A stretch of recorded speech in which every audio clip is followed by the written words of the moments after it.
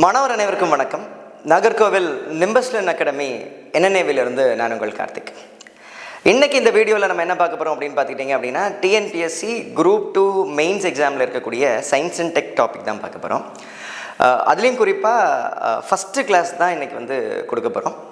இந்த கிளாஸை பொறுத்தளவில் தமிழ் இங்கிலீஷ் ரெண்டுலேயுமே கம்ப்ளீட்டாக நம்ம ப்ரெசென்ட் பண்ணியிருக்கிறோம். அதுலேயும் குறிப்பாக Group 4 Group 2 தமிழில் ப்ரிப்பேர் பண்ணக்கூடிய மாணவர்கள் பயப்படணும் அப்படின்ற அவசியமே இல்லை. இந்த வீடியோ போன வாரமே நம்ம ரிலீஸ் பண்ணுறதா இருந்தோம். பட் அந்த தமிழ் இங்கிலீஷ் ரெண்டு ஸ்டூடெண்ட்டுக்குமே பயன்படுற மாதிரி இருக்கணும் அப்படின்றதுக்காக நம்ம என்ன பண்ணியிருக்கோம் அப்படின்னா கம்ப்ளீட்டாக ரீஒர்க் பண்ணி அப்லோட் பண்ணியிருக்கிறோம். அதனால தான் டைம் ஆகிடுச்சு. சரிங்களா? அதுவும் முக்கியமாக சயின்ஸை ரொம்ப பேசிக்லேருந்தே படிக்கணும் அப்படின்னு விரும்புகிறவங்களுக்கு இந்த வீடியோ ரொம்ப யூஸ்ஃபுல்லாக இருக்கும். ஏன் அப்படின்னா ஈச் அண்ட் எவ்ரி கான்செப்டும் பேசிக்ஸ்லேருந்து ஃபவுண்டேஷன் கான்செப்ட்ஸ் எல்லாத்தையுமே கவர் பண்ணி தான் இந்த வீடியோ பண்ணியிருக்கிறோம். அதனால் சயின்ஸ் பற்றின அடிப்படையான விஷயங்கள் தெரியலைனா கூட உங்களால் இந்த கிளாஸை பார்த்தீங்க அப்படின்னா உங்களால் டாபிக்ஸை கவர் பண்ண முடியும். சரிங்களா? வீடியோவை கம்ப்ளீட்டாக பார்த்து முடிச்சதுக்கப்புறம் டிஸ்கிரிப்ஷனில் நம்மளுடைய டெலகிராம் குரூப்புடைய லிங்க்கை நம்ம கொடுத்துருக்குறோம். அந்த டெலகிராம் குரூப்பில் ஜாயின் பண்ணிக்கங்க. கிளாஸஸ் கம்ப்ளீட் ஆனதுக்கப்புறம் கம்ப்ளீட் மெட்டீரியல், இந்த கிளாஸுடைய கம்ப்ளீட் மெட்டீரியல் குரூப்பில் அப்டேட் பண்ணிடுவாங்க. மெட்டீரியல் மட்டும் இல்லை, ஃப்ரீ டெஸ்ட்டுமே அதில் அப்லோட் பண்ணிடுவாங்க. அந்த டெஸ்ட்டில் இருக்கக்கூடிய எல்லா கொஸ்டினும் பார்த்துக்கிட்டிங்க அப்படின்னா யூபிஎஸ்சியோட ஸ்டாண்டர்டில் இருக்கும். இந்த கொஸ்டின்ஸை நீங்கள் ப்ரிப்பேர் பண்ணிட்டீங்க அப்படின்னா உங்களால் இந்த கொஸ்டின்ஸை சால்வ் பண்ண முடியும். அப்படின்னா உங்களால் Group 2 ஏல கேட்கக்கூடிய மெயின்ஸ் கொஸ்டின்ஸ் ஈஸியாக உங்களால் ஆன்சர் பண்ணிட முடியும். சரிங்களா? வாங்க கிளாஸ்க்குள்ளே போவோம். ஸோ சிலபஸ் அப்படின்னு எடுத்துக்கிட்டோம் அப்படின்னா Group 2 மெயின் சிலபஸ் இந்த மாதிரி இருக்கும். Group 2A அதுவும் குறிப்பாக மெயின் சிலபஸை பார்த்துக்கிட்டோம் அப்படின்னா நம்மளுக்கு சயின்ஸ் அண்ட் டெக்லேருந்து 20 கொஷின் கேட்பாங்க. டிஸ்கிரிப்டிவ் எக்ஸாம் அப்படின்னு எடுத்துக்கிட்டோம் அப்படின்னு பார்த்துக்கிட்டிங்கன்னா 40 மார்க் சயின்ஸ் அண்ட் டெக்லேருந்து கேட்பாங்க. ஸோ சயின்ஸ் அண்ட் டெக் அப்படின்னு எடுத்துக்கிட்டோம் அப்படின்னா சயின்ஸ் அண்ட் டெக் நம்ம ப்ரிப்பேர் பண்ணோம் அப்படின்னா நம்மளால் அந்த ஆல்மோஸ்ட் அந்த 20 கேள்வியே நம்மளால் பதில் எழுதிட முடியும், ஆன்சர் பண்ணிட முடியும் அப்படின்றது தான். இதுவே நம்ம ப்ரிப்பேர் பண்ணாமல் போனால் எப்படி இருக்கும் அப்படின்னு பார்த்துக்கிட்டிங்க அப்படின்னா நம்மளால் கெஸ் ஒர்க் பண்ணி கூட நம்மளால் ஆன்சர் போட முடியாது, டச்சே பண்ண முடியாது, அந்த மாதிரி இருக்கும். சயின்ஸ் அண்ட் டெக் டாபிக் மட்டும் இந்த மாதிரி ஒரு சேலஞ்ச் நம்மளுக்கு இருக்கும். நீங்கள் நம்மளுடைய வீடியோ பார்த்தீங்க அப்படின்னா உங்களால் மேக்ஸிமமான கொஸ்டின்ஸை அட்டென்ட் பண்ண முடியும். ரைட். சிலபஸ் பார்த்துக்கிட்டோம் அப்படின்னா ஒரு பேராகிராஃப் மாதிரி கம்ப்ளீட்டாக கொடுத்துருப்பாங்க. அதில் என்ன சிக்கல் அப்படின்னா நம்மளால் எங்கே ஸ்டார்ட் பண்ணுறது எப்படி முடிக்கிறது அப்படின்ற கன்ஃபியூஷன் இருந்துகிட்டே இருக்கும். அதுக்காக நம்ம என்ன பண்ணியிருக்கோம் அப்படின்னா இந்த சிலபஸே என்ன பண்ணியிருக்கோம் அப்படின்னா ஒரு ரேஷ்னலாக பிரித்து வச்சுருக்கிறோம். ஒரு 6 டாப்பிக்காக நம்ம பிரித்து வச்சுருக்கிறோம். ஸோ ஃபஸ்ட்டு பார்த்துக்கிட்டிங்க அப்படின்னா ஃபிசிக்ஸ் அண்ட் அப்ளைடு சயின்ஸ், இயற்பியல் மற்றும் பயன்பாட்டு அறிவியல் அப்படின்ற டாபிக். ரெண்டாவது பார்த்துக்கிட்டிங்க அப்படின்னா எர்த் சயின்ஸ், பூமி சார்ந்த அறிவியல் தலைப்புகள் அப்படின்ட்டு ரெண்டாவது டாபிக் பிரித்து வச்சுருக்கிறோம். மூணாவது பார்த்துக்கிட்டிங்க அப்படின்னா கெமிஸ்ட்ரி அண்ட் அப்ளைடு கெமிஸ்ட்ரி, வேதியியல் மற்றும் பயன்பாட்டு வேதியியல் அப்படின்ற தலைப்பில் கொஞ்சம் டாபிக்ஸ் வச்சுருக்கிறோம். அதுக்கப்புறம் பார்த்துக்கிட்டிங்க அப்படின்னா பயோடெக்னாலஜி அண்ட் லைஃப் சயின்ஸ் அப்படின்ற டாப்பிக்காக கொஞ்சம் பிரித்து வச்சுருக்கிறோம். அது உயிர் தொழில்நுட்பம் மற்றும் வாழ்க்கை அறிவியல் அப்படின்ற தலைப்பு. அடுத்து பார்த்துக்கிட்டிங்க அப்படின்னா computer science and IT, information technology அப்படின்ற டாபிக். கணினி மற்றும் தகவல் தொழில்நுட்பம் தகவல் தொடர்பு தொழில்நுட்பம் அப்படின்ற தலைப்பு.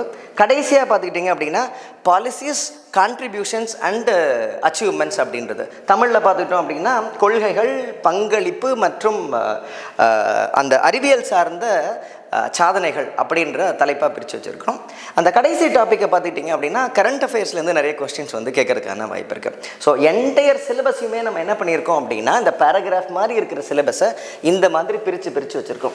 இப்படி பிரித்தோம் அப்படின்னா நம்மளால் ஈஸியாக ஒவ்வொரு டாப்பிக்கும் கம்ப்ளீட் பண்ண முடியும். முதல்ல நம்மளால் புரிஞ்சிக்க முடியும், ஓகே இப்படி தான் கிளாஸிஃபை பண்ணியிருக்காங்க அப்படின்றத நம்மளால் புரிஞ்சிக்க முடியும். சரிங்களா?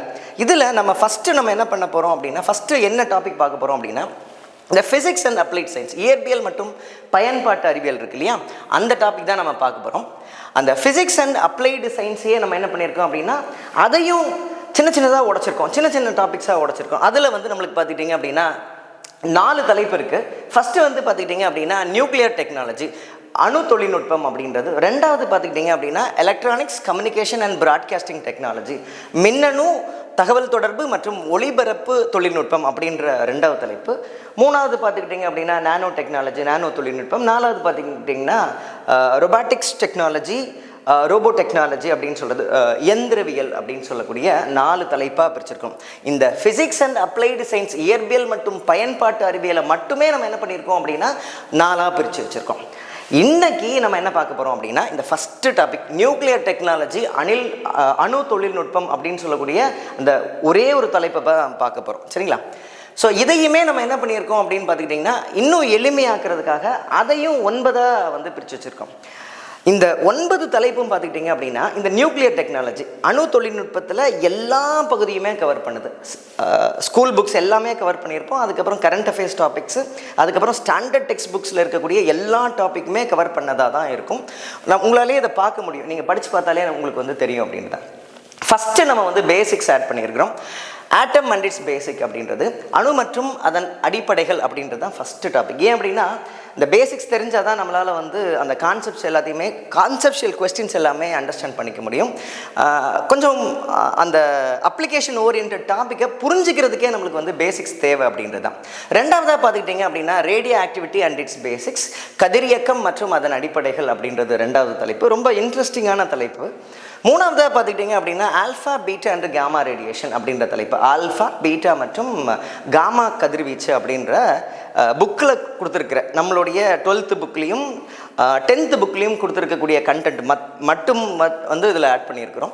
4வதாக பார்த்துக்கிட்டிங்க அப்படின்னா நியூக்ளியர் ஃபிஷன், அணுக்கரு பிளவு, அணுக்கரு இணைவு அப்படின்றது. இது எல்லா எக்ஸாமுக்குமே பொருந்தும். அது யூபிஎஸ்சியாக இருக்கட்டும், டிஎன்பிஎஸ்சியாக இருக்கட்டும், எந்த எக்ஸாமாக இருந்தாலும் காமனாக எல்லாருக்கும் தேவையான டாப்பிக்கு, அதை ஆட் பண்ணியிருக்கிறோம். அடுத்தது பார்த்துக்கிட்டிங்க அப்படின்னா nuclear reactors and it's components அப்படின்றது, அணு உலை மற்றும் அதன் கூறுகள். இதுவும் பார்த்துக்கிட்டிங்க அப்படின்னா எல்லா எக்ஸாமுக்குமே பொருந்தும். எல்லா எக்ஸாம்லேயுமே அடிக்கடி ரிப்பீட்டடாக கேட்கக்கூடிய கொஸ்டின்ஸ் இதுதான். அடுத்து வந்து பார்த்துக்கிட்டிங்க அப்படின்னா நியூக்ளியர் ரியாக்டர்ஸ் இன் இந்தியாவில் இருக்கக்கூடிய அணு உலைகள் என்னென்ன அப்படின்றது, அதோடைய கரண்ட் அஃபேர்ஸ் என்ன, டீட்டெயில்ஸ் என்ன அப்படின்னு சொல்லிட்டு நம்ம பார்க்க போகிறோம். அடுத்ததாக வந்து நம்ம என்ன பார்க்க போகிறோம் அப்படின்னா யூசஸ் ஆஃப் ரேடியோ ஆக்டிவிட்டி, கதிரியக்கத்தின் பயன்பாடுகள் என்ன அப்படின்னு பார்க்க போகிறோம். இந்த யூசஸ் ஆஃப் ரேடியோ ஆக்டிவிட்டியில் நம்மளுக்கு வந்து அதுலேயும் குறிப்பாக டிஎன்பிஎஸ்சி குரூப் 4லேயோ குரூப் 2லேயும் பார்த்துக்கிட்டிங்க அப்படின்னா அடிக்கடி வந்து கேள்விகள் வந்து கேட்டிருக்காங்க. நம்மளும் இந்த வருஷம் பார்த்துக்கிட்டிங்க அப்படின்னா குரூப் 2 மெயின்ஸ் டிஸ்கிரிப்டிவ் எக்ஸாமில் இந்த கேள்வியை டைரெக்டாக கேட்குறதுக்கு வாய்ப்பு இருக்கிறதா நம்ம வந்து எக்ஸ்பெக்ட் பண்ணுறோம். அடுத்ததாக பார்த்திங்க அப்படின்னா நியூக்ளியர் டெஸ்ட் இன் இந்தியா, அணு சோதனை. இதுக்கு முன்னாடி 2 தடவை பண்ணியிருக்கிறாங்க. அதோடைய டீட்டெயில் என்ன, யார் பார்ட்டிசிபேட் பண்ணியிருக்காங்க, எப்போ பண்ணாங்க அப்படின்ற மாதிரி ஒரு சின்ன ஐடியா மட்டும் நம்ம கொடுத்துருக்குறோம். கடைசியாக பார்த்துக்கிட்டிங்க அப்படின்னா நியூக்ளியர் எனர்ஜி மிஷன் 2047 அப்படின்ற கரண்ட் அஃபேர்ஸ் டாபிக், அணு ஆற்றல் மிஷன், நியூக்ளியர் எனர்ஜி அதை சார்ந்து 2047 இந்தியாவுடைய அணு உலைகள் மூலமாக மின்சாரம் தயாரிக்கக்கூடியது எந்த நிலையில் இருக்கணும் அப்படின்னு சொல்லிட்டு நம்ம ஒரு டார்கெட் வச்சுருக்கிறோம். அதை பற்றின கரண்ட் அஃபேர்ஸ் தான் இதில் பார்க்க போகிறோம். ஸோ மொத்தமாக நியூக்ளியர் டெக்னாலஜி, அணு தொழில்நுட்பம் அப்படின்னு எடுத்துக்கிட்டிங்கன்னா இதுக்கு மேலே வந்து கேள்விகள் கேட்குறதுக்கு பெரும்பாலும் வாய்ப்பே இல்லை. எல்லாத்தையுமே கவர் பண்ணியிருக்கிறோம். இந்த மாதிரி ஸ்ப்ளிட் பண்ணி ஒவ்வொரு டாப்பிக்காக படிச்சுட்டு வரும்போது நம்மளுக்கு வந்து ஒரு மைண்ட் மேப் மாதிரி க்ரியேட் ஆகிரும். அதுக்கப்புறம் நம்மளுக்கு வந்து மனப்பாடம் பண்ணணும்னு அவசியம் இருக்காது. எளிமையாக நம்மளால் வந்து இவ்வளோதான் ஈஸி அப்படின்ற மாதிரி அதை கம்ப்ளீட் பண்ணிட முடியும், ஈஸியாக கம்ப்ளீட் பண்ணிட முடியும். ரைட். இந்த எல்லா டாப்பிக்குமே எதுலேருந்து எடுத்துருக்குறோம் அப்படின்னு பார்த்துக்கிட்டிங்க அப்படின்னா பேசிக்காகவே சமச்சீர் கல்வியை தான் வந்து சமச்சீர் கல்வி புக்கை தான் நம்ம வந்து ரெஃபர் பண்ணியிருக்கோம். ஃபஸ்ட்டு வந்து பார்த்துக்கிட்டிங்க அப்படின்னா 12th புக்கு. 12th ஃபிசிக்ஸ் புக்கில் 2nd வால்யூமில் நம்மளுக்கு வந்து 9th சாப்டர் ஒரு கம்ப்ளீட்டாக ஒரு சாப்டர் இருக்குது. அதில் எக்ஸாம் பாயிண்ட் ஆஃப் வியூவில் நம்மளுக்கு என்னென்ன டாபிக்ஸ் தேவையோ, என்னென்ன கண்டென்ட் தேவையோ அதை மட்டுமே நம்ம வந்து கம்பைல் பண்ணி கொடுத்துருக்குறோம். திருப்பி ஒரு தடவை சொல்கிறேன், எப்படி பிரிச்சிருக்கோம் அப்படின்னா சிலபஸில் இந்த மாதிரி நம்ம வந்து பேராகிராஃப் மாதிரி கொடுத்துருக்கிற டாப்பிக்கை நம்ம என்ன பண்ணியிருக்கோம் அப்படின்னா இந்த மாதிரி எளிமையாக 6 டாப்பிக்காக பிரிச்சிருக்கிறோம். இந்த 6 டாப்பிக்கில் ஃபஸ்ட்டு டாபிக் அப்படின்றது வந்து ஃபிசிக்ஸ் அண்ட் அப்ளைட் சயின்ஸ், இயற்பியல் மற்றும் பயன்பாட்டு அறிவியல். அந்த ஒரு தலைப்பை மட்டும் நம்ம என்ன பண்ணியிருக்கோம் அப்படின்னா 4ஆக பிரிச்சிருக்கிறோம். அந்த 4ல் மொதல் டாபிக் என்ன அப்படின்னு பார்த்துக்கிட்டிங்கன்னா நியூக்ளியர் டெக்னாலஜி, அணு தொழில்நுட்பம். அந்த ஃபஸ்ட்டு டாப்பிக்கில் நம்ம என்ன பண்ணியிருக்கோம் அப்படின்னா 9ஆக பிரிச்சிருக்கிறோம். ஸோ இப்படி பிரித்து கண்டிப்பாக படித்தா மட்டும்தான் நம்மளால் வந்து கொஸ்டின்ஸ் வந்து ஈஸியாக ஆன்சர் பண்ண முடியும். ரைட். இப்போ வந்து ஃபஸ்ட்டு டாபிக், இந்த 9 டாப்பிக்கில் ஃபஸ்ட்டு டாபிக் என்னன்னு பார்த்துக்கிட்டிங்க அப்படின்னா நம்மளுக்கு ஆட்டம் அண்ட் இட்ஸ் பேசிக்ஸ் அப்படின்னு சொல்கிறோம். ஸோ நியூக்ளியர் டெக்னாலஜியில் first topic atom and it's basics, அணு மற்றும் அதன் அடிப்படைகள். இந்த தலைப்பு தான் பார்க்க போகிறோம். இந்த டாபிக்மே பார்த்துக்கிட்டிங்க அப்படின்னா நம்மளுக்கு வந்து இந்த 7 தலைப்புகள் வந்து நம்மளுக்கு தெரியணும். 7ஆக பிரிச்சிருக்கிறோம், அந்த எல்லாமே நம்மளுக்கு தெரியணும் அப்படின்றது தான். ஃபஸ்ட்டு விஷயம் நம்மளுக்கு என்ன தெரியணும் அப்படின்னு பார்த்துக்கிட்டிங்க அப்படின்னா ஆட்டம்னா என்ன அப்படின்றது தெரியணும். அதோடைய basic idea, what is mean by atom, அணு என்றால் என்ன, அணுவுடைய வரையறை என்ன அப்படின்ற ஐடியா தெரிஞ்சால் மட்டும்தான் இந்த கான்செப்ட் எல்லாமே நம்மளால் அண்டர்ஸ்டாண்ட் பண்ண முடியும். அடுத்ததான் நம்மளுக்கு என்ன தெரியணும் அப்படின்னு பார்த்துக்கிட்டிங்கன்னா அணுவின் அமைப்பு, ஸ்ட்ரக்சர் ஆஃப் தி ஆட்டம் அப்படின்றது நம்மளுக்கு தெரியணும். அடுத்ததாக பார்த்துக்கிட்டிங்க அப்படின்னா அயானிகள், அயான்ஸ்னால் என்னன்னு தெரியணும். அடுத்து வந்து பார்த்துக்கிட்டிங்க அப்படின்னா ஐசோடோப்கள்னால் என்ன அப்படின்னு தெரியணும். அடுத்து வந்து அட்டாமிக் நம்பர் அணு எண், மாஸ் நம்பர் நிறையன். அதுக்கப்புறம் கடைசியாக நம்ம என்ன பண்ண போகிறோம் அப்படின்னா இந்த டாப்பிக்கு ரிலேட்டடாக இருக்கக்கூடிய டிஸ்கவரிஸ், கண்டுபிடிப்புகள் எல்லாத்தையும் யார் கண்டுபிடிச்சாங்க, எப்போ கண்டுபிடிச்சாங்க அப்படின்றதையும் நம்ம வந்து பார்க்க போகிறோம். குறிப்பாக இந்த டிஸ்கவரி பார்த்துக்கிட்டிங்க அப்படின்னா குரூப் 4 குரூப் 2ல் வந்து மேட்ச் த ஃபாலோயிங் மாதிரி வந்து கொஸ்டின்ஸ் கேட்கறதுக்கான வாய்ப்பு ரொம்ப ரொம்ப அதிகம். சரிங்களா? ஸோ ஃபஸ்ட்டு டாபிக் பார்ப்போம். ஃபஸ்ட்டு ஆட்டமுடைய டெஃபினிஷன், அணுவுடைய வரையறை அப்படின்னா என்னன்னு அப்படின்றது தெரியணும். இப்போ இதுக்கு வந்து இதை புரிஞ்சுக்கிறதுக்காக ஒரு எளிமையான ஒரு எக்ஸாம்பிள், ஒரு சின்ன எக்ஸாம்பிள். நம்ம வந்து வீட்டில் நம்ம வந்து என்ன பண்ணுவோம் அப்படின்னா தங்கம்லாம் வாங்குவோம். சில பேர் நகையாக வாங்குவோம், சில பேர் என்ன பண்ணுவோம் அப்படின்னா தங்கம் அந்த கோல்டு பாராக வாங்குவோம். சரிங்களா? இப்போ ஒரு கோல்டு பார் வாங்கி அந்த கோல்டு பாரை வந்து நம்ம ஒரு மைக்ரோஸ்கோப்பில் வச்சு பார்க்கும்போது என்ன இருக்கும் அப்படின்னு பார்த்துக்கிட்டிங்க அப்படின்னா இந்த மாதிரி வந்து சின்ன சின்ன சின்ன துகள்களால் பின்னப்பட்ட மாதிரி இருக்கும். அப்போ ஒரு கட்டியாக இருக்கக்கூடிய ஒரு பொருள் தான் அதை மைக்ரோஸ்கோப்பில் பார்க்கும்போது அது எப்படி வடிவமைஞ்சிருக்கு அப்படின்னு பார்த்துக்கிட்டிங்க அப்படின்னா சின்ன சின்ன சின்ன சின்ன சின்ன துகள்களாக இருக்குது. ரைட்டுங்களா? அப்போது இந்த சின்ன துகள்கள் வந்து அதோடைய தன்மை அப்படின்னு எடுத்துக்கிட்டோம் அப்படின்னா இந்த தங்கத்துக்கு என்ன வேதியியல் பண்புகள் இருக்குமோ அதே வேதியியல் பண்பு இந்த சின்ன சின்ன சின்ன துகள்களுக்கும் இருக்கும். இந்த சின்ன துகள்கள் தான் என்ன சொல்கிறோம் அப்படின்னா நம்ம வந்து ஆட்டம் அப்படின்னு சொல்லுவோம். ஸோ இங்கிலீஷில் என்ன சொல்லுவாங்க அப்படின்னா atom is the building block of the matter அப்படின்னு சொல்லுவாங்க. இல்லை அப்படின்னா எப்படி சொல்லுவாங்க அப்படின்னா atom is the smallest particle அப்படின்ற மாதிரி சொல்லுவாங்க. இப்போ டெஃபினேஷனுக்குள்ளே போவோம். டெஃபினேஷனை எப்படி புரிஞ்சுக்கணும் அப்படின்னா 3 விதமாக புரிஞ்சுக்கணும். அதனால தான் நம்ம வந்து தனித்தனியாக பிரித்து கொடுத்துருக்கோம். ஃபஸ்ட்டு ஆட்டம் அப்படின்னு எடுத்துக்கிட்டிங்க அப்படின்னா நம்ம மைண்டுக்கு வர வேண்டிய ஒரே விஷயம், ஃபஸ்ட்டு விஷயம் என்ன அப்படின்னா it is the smallest particle, மிகச்சிறிய துகள். ஆட்டம் அப்படின்றது, அணு அப்படின்றது என்ன அப்படின்னா மிகச்சிறிய துகள். அது என்ன அடிப்படையில் மிகச்சிறிய துகள் அப்படின்னு எடுத்துக்கிட்டிங்க அப்படின்னா அதோடைய தன்மை அப்படின்னு பார்த்துக்கிட்டிங்க அப்படின்னா அது வந்து நியூட்ரலாக இருக்குது, மின் சுமை அற்றதாக இருக்குது, பாசிட்டிவாகவும் இல்லை நெகட்டிவாகவும் இல்லை, இது வந்து நியூட்ரலாக இருக்குது அப்படின்றது அதோடைய தன்மையாக புரிஞ்சுக்கணும். அதுக்கப்புறம் இம்பார்ட்டண்ட்டாக நம்ம எதை புரிஞ்சுக்கணும் அப்படின்னா இந்த 3வது பாயிண்ட்டை புரிஞ்சுக்கணும். தனித்து நின்று அதன் மூலப்பொருளின் வேதியியல் பண்புகளை வெளிப்படுத்துகிறது. அப்போது ஒரு பெரிய கோல்டு அந்த தங்க கட்டி எடுத்துக்கிட்டாலும் அந்த ஒரே ஒரு துண்டு, ஒரே ஒரு பாலை மட்டும் எடுத்துக்கிட்டோம், ஆட்டம் அப்படின்ற பாலை மட்டும் எடுத்துக்கிட்டாலும் அந்த தங்கத்துக்கு என்ன வேதியியல் பண்பு இருக்குமோ அதே பண்பை இந்த ஒரே ஒரு ஆட்டமும் வெளிப்படுத்தும் அப்படின்றது தான் இதுக்கான அர்த்தம். இங்கிலீஷில் என்ன சொல்லியிருக்காங்க அப்படின்னா it retain its chemical property of that element independently. தனியாக ஒரே ஒரு ஆட்டமை பிரித்து கொண்டு வந்துட்டோம். ரைட்டுங்களா? பிரித்து கொண்டு வந்தாலும் என்ன பண்ணும் அப்படின்னா அது அந்த எலமெண்ட்டுக்கு என்ன கெமிக்கல் ப்ராப்பர்ட்டி, வேதியியல் பண்பு இருக்குமோ அதே பண்பை வந்து வெளிப்படுத்தும். இப்படி தான் ஆட்டமை வந்து புரிஞ்சுக்கணும். திருப்பி ஒரு சொல்கிறேன், 3 விஷயம் ஞாபகம் வச்சுக்கணும். First it is a smallest particle, மிகச்சிறிய துகள், இது மின் சுமை அற்றது, இட் இஸ் நியூட்ரல். அதுக்கப்புறம் 3வது தனித்து நின்று அதன் மூலக்கூறின் வேதியியல் பண்புகளை வெளிப்படுத்துகிறது. It retain its chemical property of the element independently அப்படின்ற மாதிரி புரிஞ்சுக்கணும். இதுதான் வந்து ஆட்டமோட டெஃபினிஷன். எந்த ஒரு டெஃபினிஷனாலும் பிரித்து அதோடைய ஐடியா என்ன அப்படின்றத பார்க்கணும். 2வது அணுவின் அமைப்பு, ஸ்ட்ரக்சர் ஆஃப் தி ஆட்டம் அப்படின்னு எடுத்துக்கிட்டோம் அப்படின்னா ஆட்டமில் வந்து ஆட்டமை வந்து 2ஆக பிரிக்கலாம், 2 பகுதியாக பார்க்கலாம். ஃபஸ்ட்டு வந்து பார்த்துக்கிட்டிங்க அப்படின்னா மையத்தில் இருக்கக்கூடியது, மையத்தில் என்ன இருக்கும் அப்படின்னா நியூக்ளியஸ் இருக்கும். அதை சுற்றி என்ன இருக்கும் அப்படின்னா அந்த வட்ட பாதை, ஆர்பிட் அப்படின்றது இருக்கும். நியூக்ளியஸ், ஆர்பிட் அப்படின்ற ரெண்டு பகுதியாக நம்ம வந்து பிரிக்கலாம். ஸ்ட்ரக்சர் ஆஃப் தி ஆட்டம்னு எடுத்துக்கிட்டோம்னாலே ரெண்டாக பிரிச்சுக்கணும். நியூக்ளியஸ் ஒன்று, ஆர்பிட் ஒன்று அப்படின்றது. இது எல்லாருக்குமே தெரிஞ்சது தான், எளிமையான விஷயம்தான். ஸோ நியூக்ளியஸ் அப்படின்னு எடுத்துக்கிட்டோம் அப்படின்னா இந்த மையத்தில் இருக்கக்கூடியதான் நியூக்ளியஸ், இந்த ஆர்பிட்ன்றது வெளியில் சுற்றிட்டு இருக்கக்கூடிய பாதை அப்படின்றது. நியூக்ளியஸில் எடுத்துக்கிட்டோம் அப்படின்னா ரெண்டு பொருள் இருக்குது, ரெண்டு சின்ன துகள்கள் இருக்குது, ரெண்டு விதமான துகள்கள், ரெண்டு துகள்கள் இல்லை, ரெண்டு விதமான துகள்கள் இருக்குது. ஒன்று வந்து பார்த்துக்கிட்டிங்க அப்படின்னா புரோட்டான்கள், இன்னொன்று வந்து பார்த்துக்கிட்டிங்க அப்படின்னா நியூட்ரான்கள். எஸ், எவ்ரி ஒன் நோஸ், எல்லாருக்குமே தெரிஞ்சது தான். நியூக்ளியஸ்குள்ளே என்ன இருக்கும்? புரோட்டான் இருக்கும், நியூட்ரான் இருக்கும். ரெண்டு இருக்கா, அதை ஒன்று ப்ளூ கலரில் கொடுத்துருக்காங்க, ஒன்று ரெட் கலரில் கொடுத்துருக்காங்க. புரோட்டான் அண்டு நியூட்ரான் அப்படின்றது. வெளியில் ஆர்பிட்டில் என்ன இருக்குது அப்படின்னு பார்த்துக்கிட்டிங்கன்னா நம்மளுக்கு எலக்ட்ரான் இருக்குது. சரிங்களா? இப்போ இது மட்டும் இல்லை, ஸ்ட்ரக்சர் ஆஃப் தி ஆட்டமில் நம்ம என்ன புரிஞ்சுக்கணும் அப்படின்னா அதோடைய மின் சுமையையும் நம்ம வந்து புரிஞ்சுக்கணும். ரைட்டுங்களா? அப்போது எலக்ட்ரானுக்கு நம்மளுக்கு தெரியும், எலக்ட்ரான் அப்படின்றது நெகட்டிவ்லி சார்ஜ்டு அப்படின்னு தெரியும், எதிர் மின் சுமை உடையது அப்படின்றது நம்மளுக்கு தெரியும். அதுக்கப்புறம் வந்து புரோட்டான் அப்படின்றது பாசிட்டிவ்லி சார்ஜ்டு அப்படின்றது தெரியும்.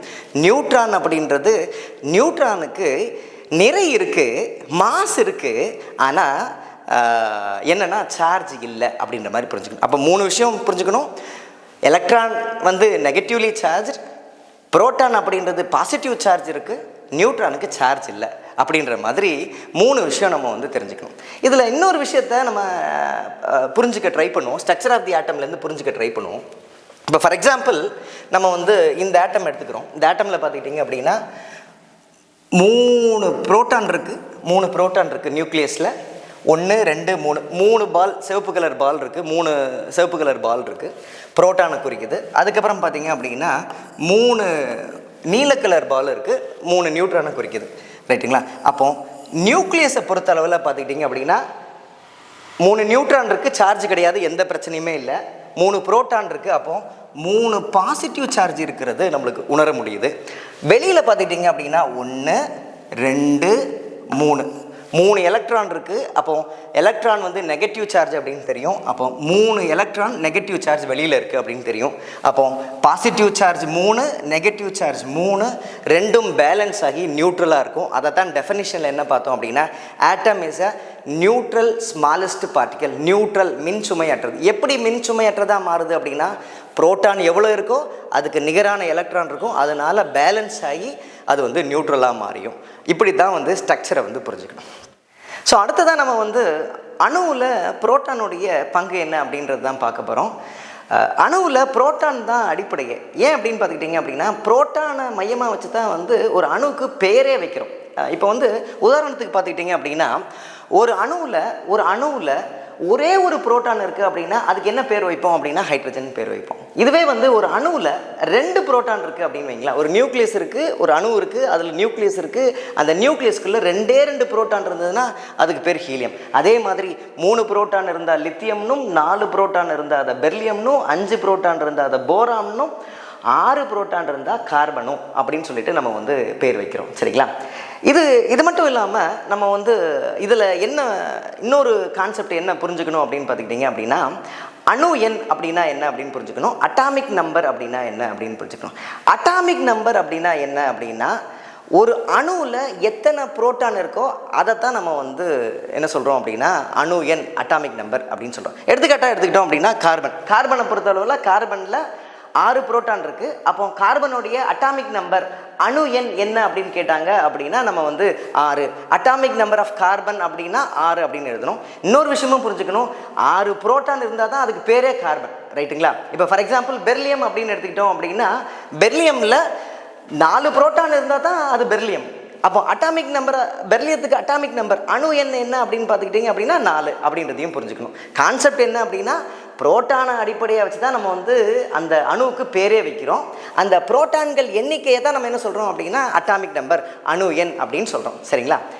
அடுத்து வந்து அணுவில் எலக்ட்ரானுடைய பங்கை தான் பார்க்க போகிறோம். இப்போ ஒரு அணு அப்படின்னு எடுத்துக்கிட்டோம் அப்படின்னா நம்மளுக்கு வந்து மையத்தில் வந்து நியூக்ளியஸ் இருக்குது, நியூக்ளியஸில் புரோட்டான் நியூட்ரான் இருக்குது அப்படின்றது. அதுக்கப்புறம் ஆர்பிட்டில் வெளியில் பார்த்துக்கிட்டிங்க அப்படின்னா எலக்ட்ரான் இருக்குது அப்படின்றது தான். இப்போது ஒரு அணு வந்து என்ன பண்ணுது அப்படின்னா ஒரு எலக்ட்ரானை வெளியில் விட்டாலோ ஒரு எலக்ட்ரானோ அதிகமாக வெளியிலேருந்து உள்ளே எடுத்துக்கிட்டாலோ அது என்னவா மாறுது அப்படின்றது தான் நம்ம பார்க்க போகிறோம். இப்போ ஒரு அணு, இப்போ ஃபார் எக்ஸாம்பிள் ஒரு அணு என்ன பண்ணுது அப்படின்னா வெளியிலேருந்து ஒரு எலக்ட்ரானை உள்வாங்கிக்கிச்சு அப்படின்னா அதுக்கான அர்த்தம் என்ன அப்படின்னா ஒரு நெகட்டிவ் சார்ஜை அதிகமாக எடுத்துக்கிச்சு அப்படின்றது. இப்போ நியூட்ரல் இல்லை, அணுவாக இல்லை, நியூட்ரல் இல்லை, அதுக்கு ஒரு சார்ஜ் வந்துடுச்சு. நியூட்ரலாக இல்லை, சார்ஜ் வந்துச்சு. ஏன் அப்படின்னா ஒரு நெகட்டிவ் சார்ஜை உள்ளே எடுத்துக்கிட்டு, ஒரு நெகட்டிவ் சார்ஜை உள்ளே எடுத்து.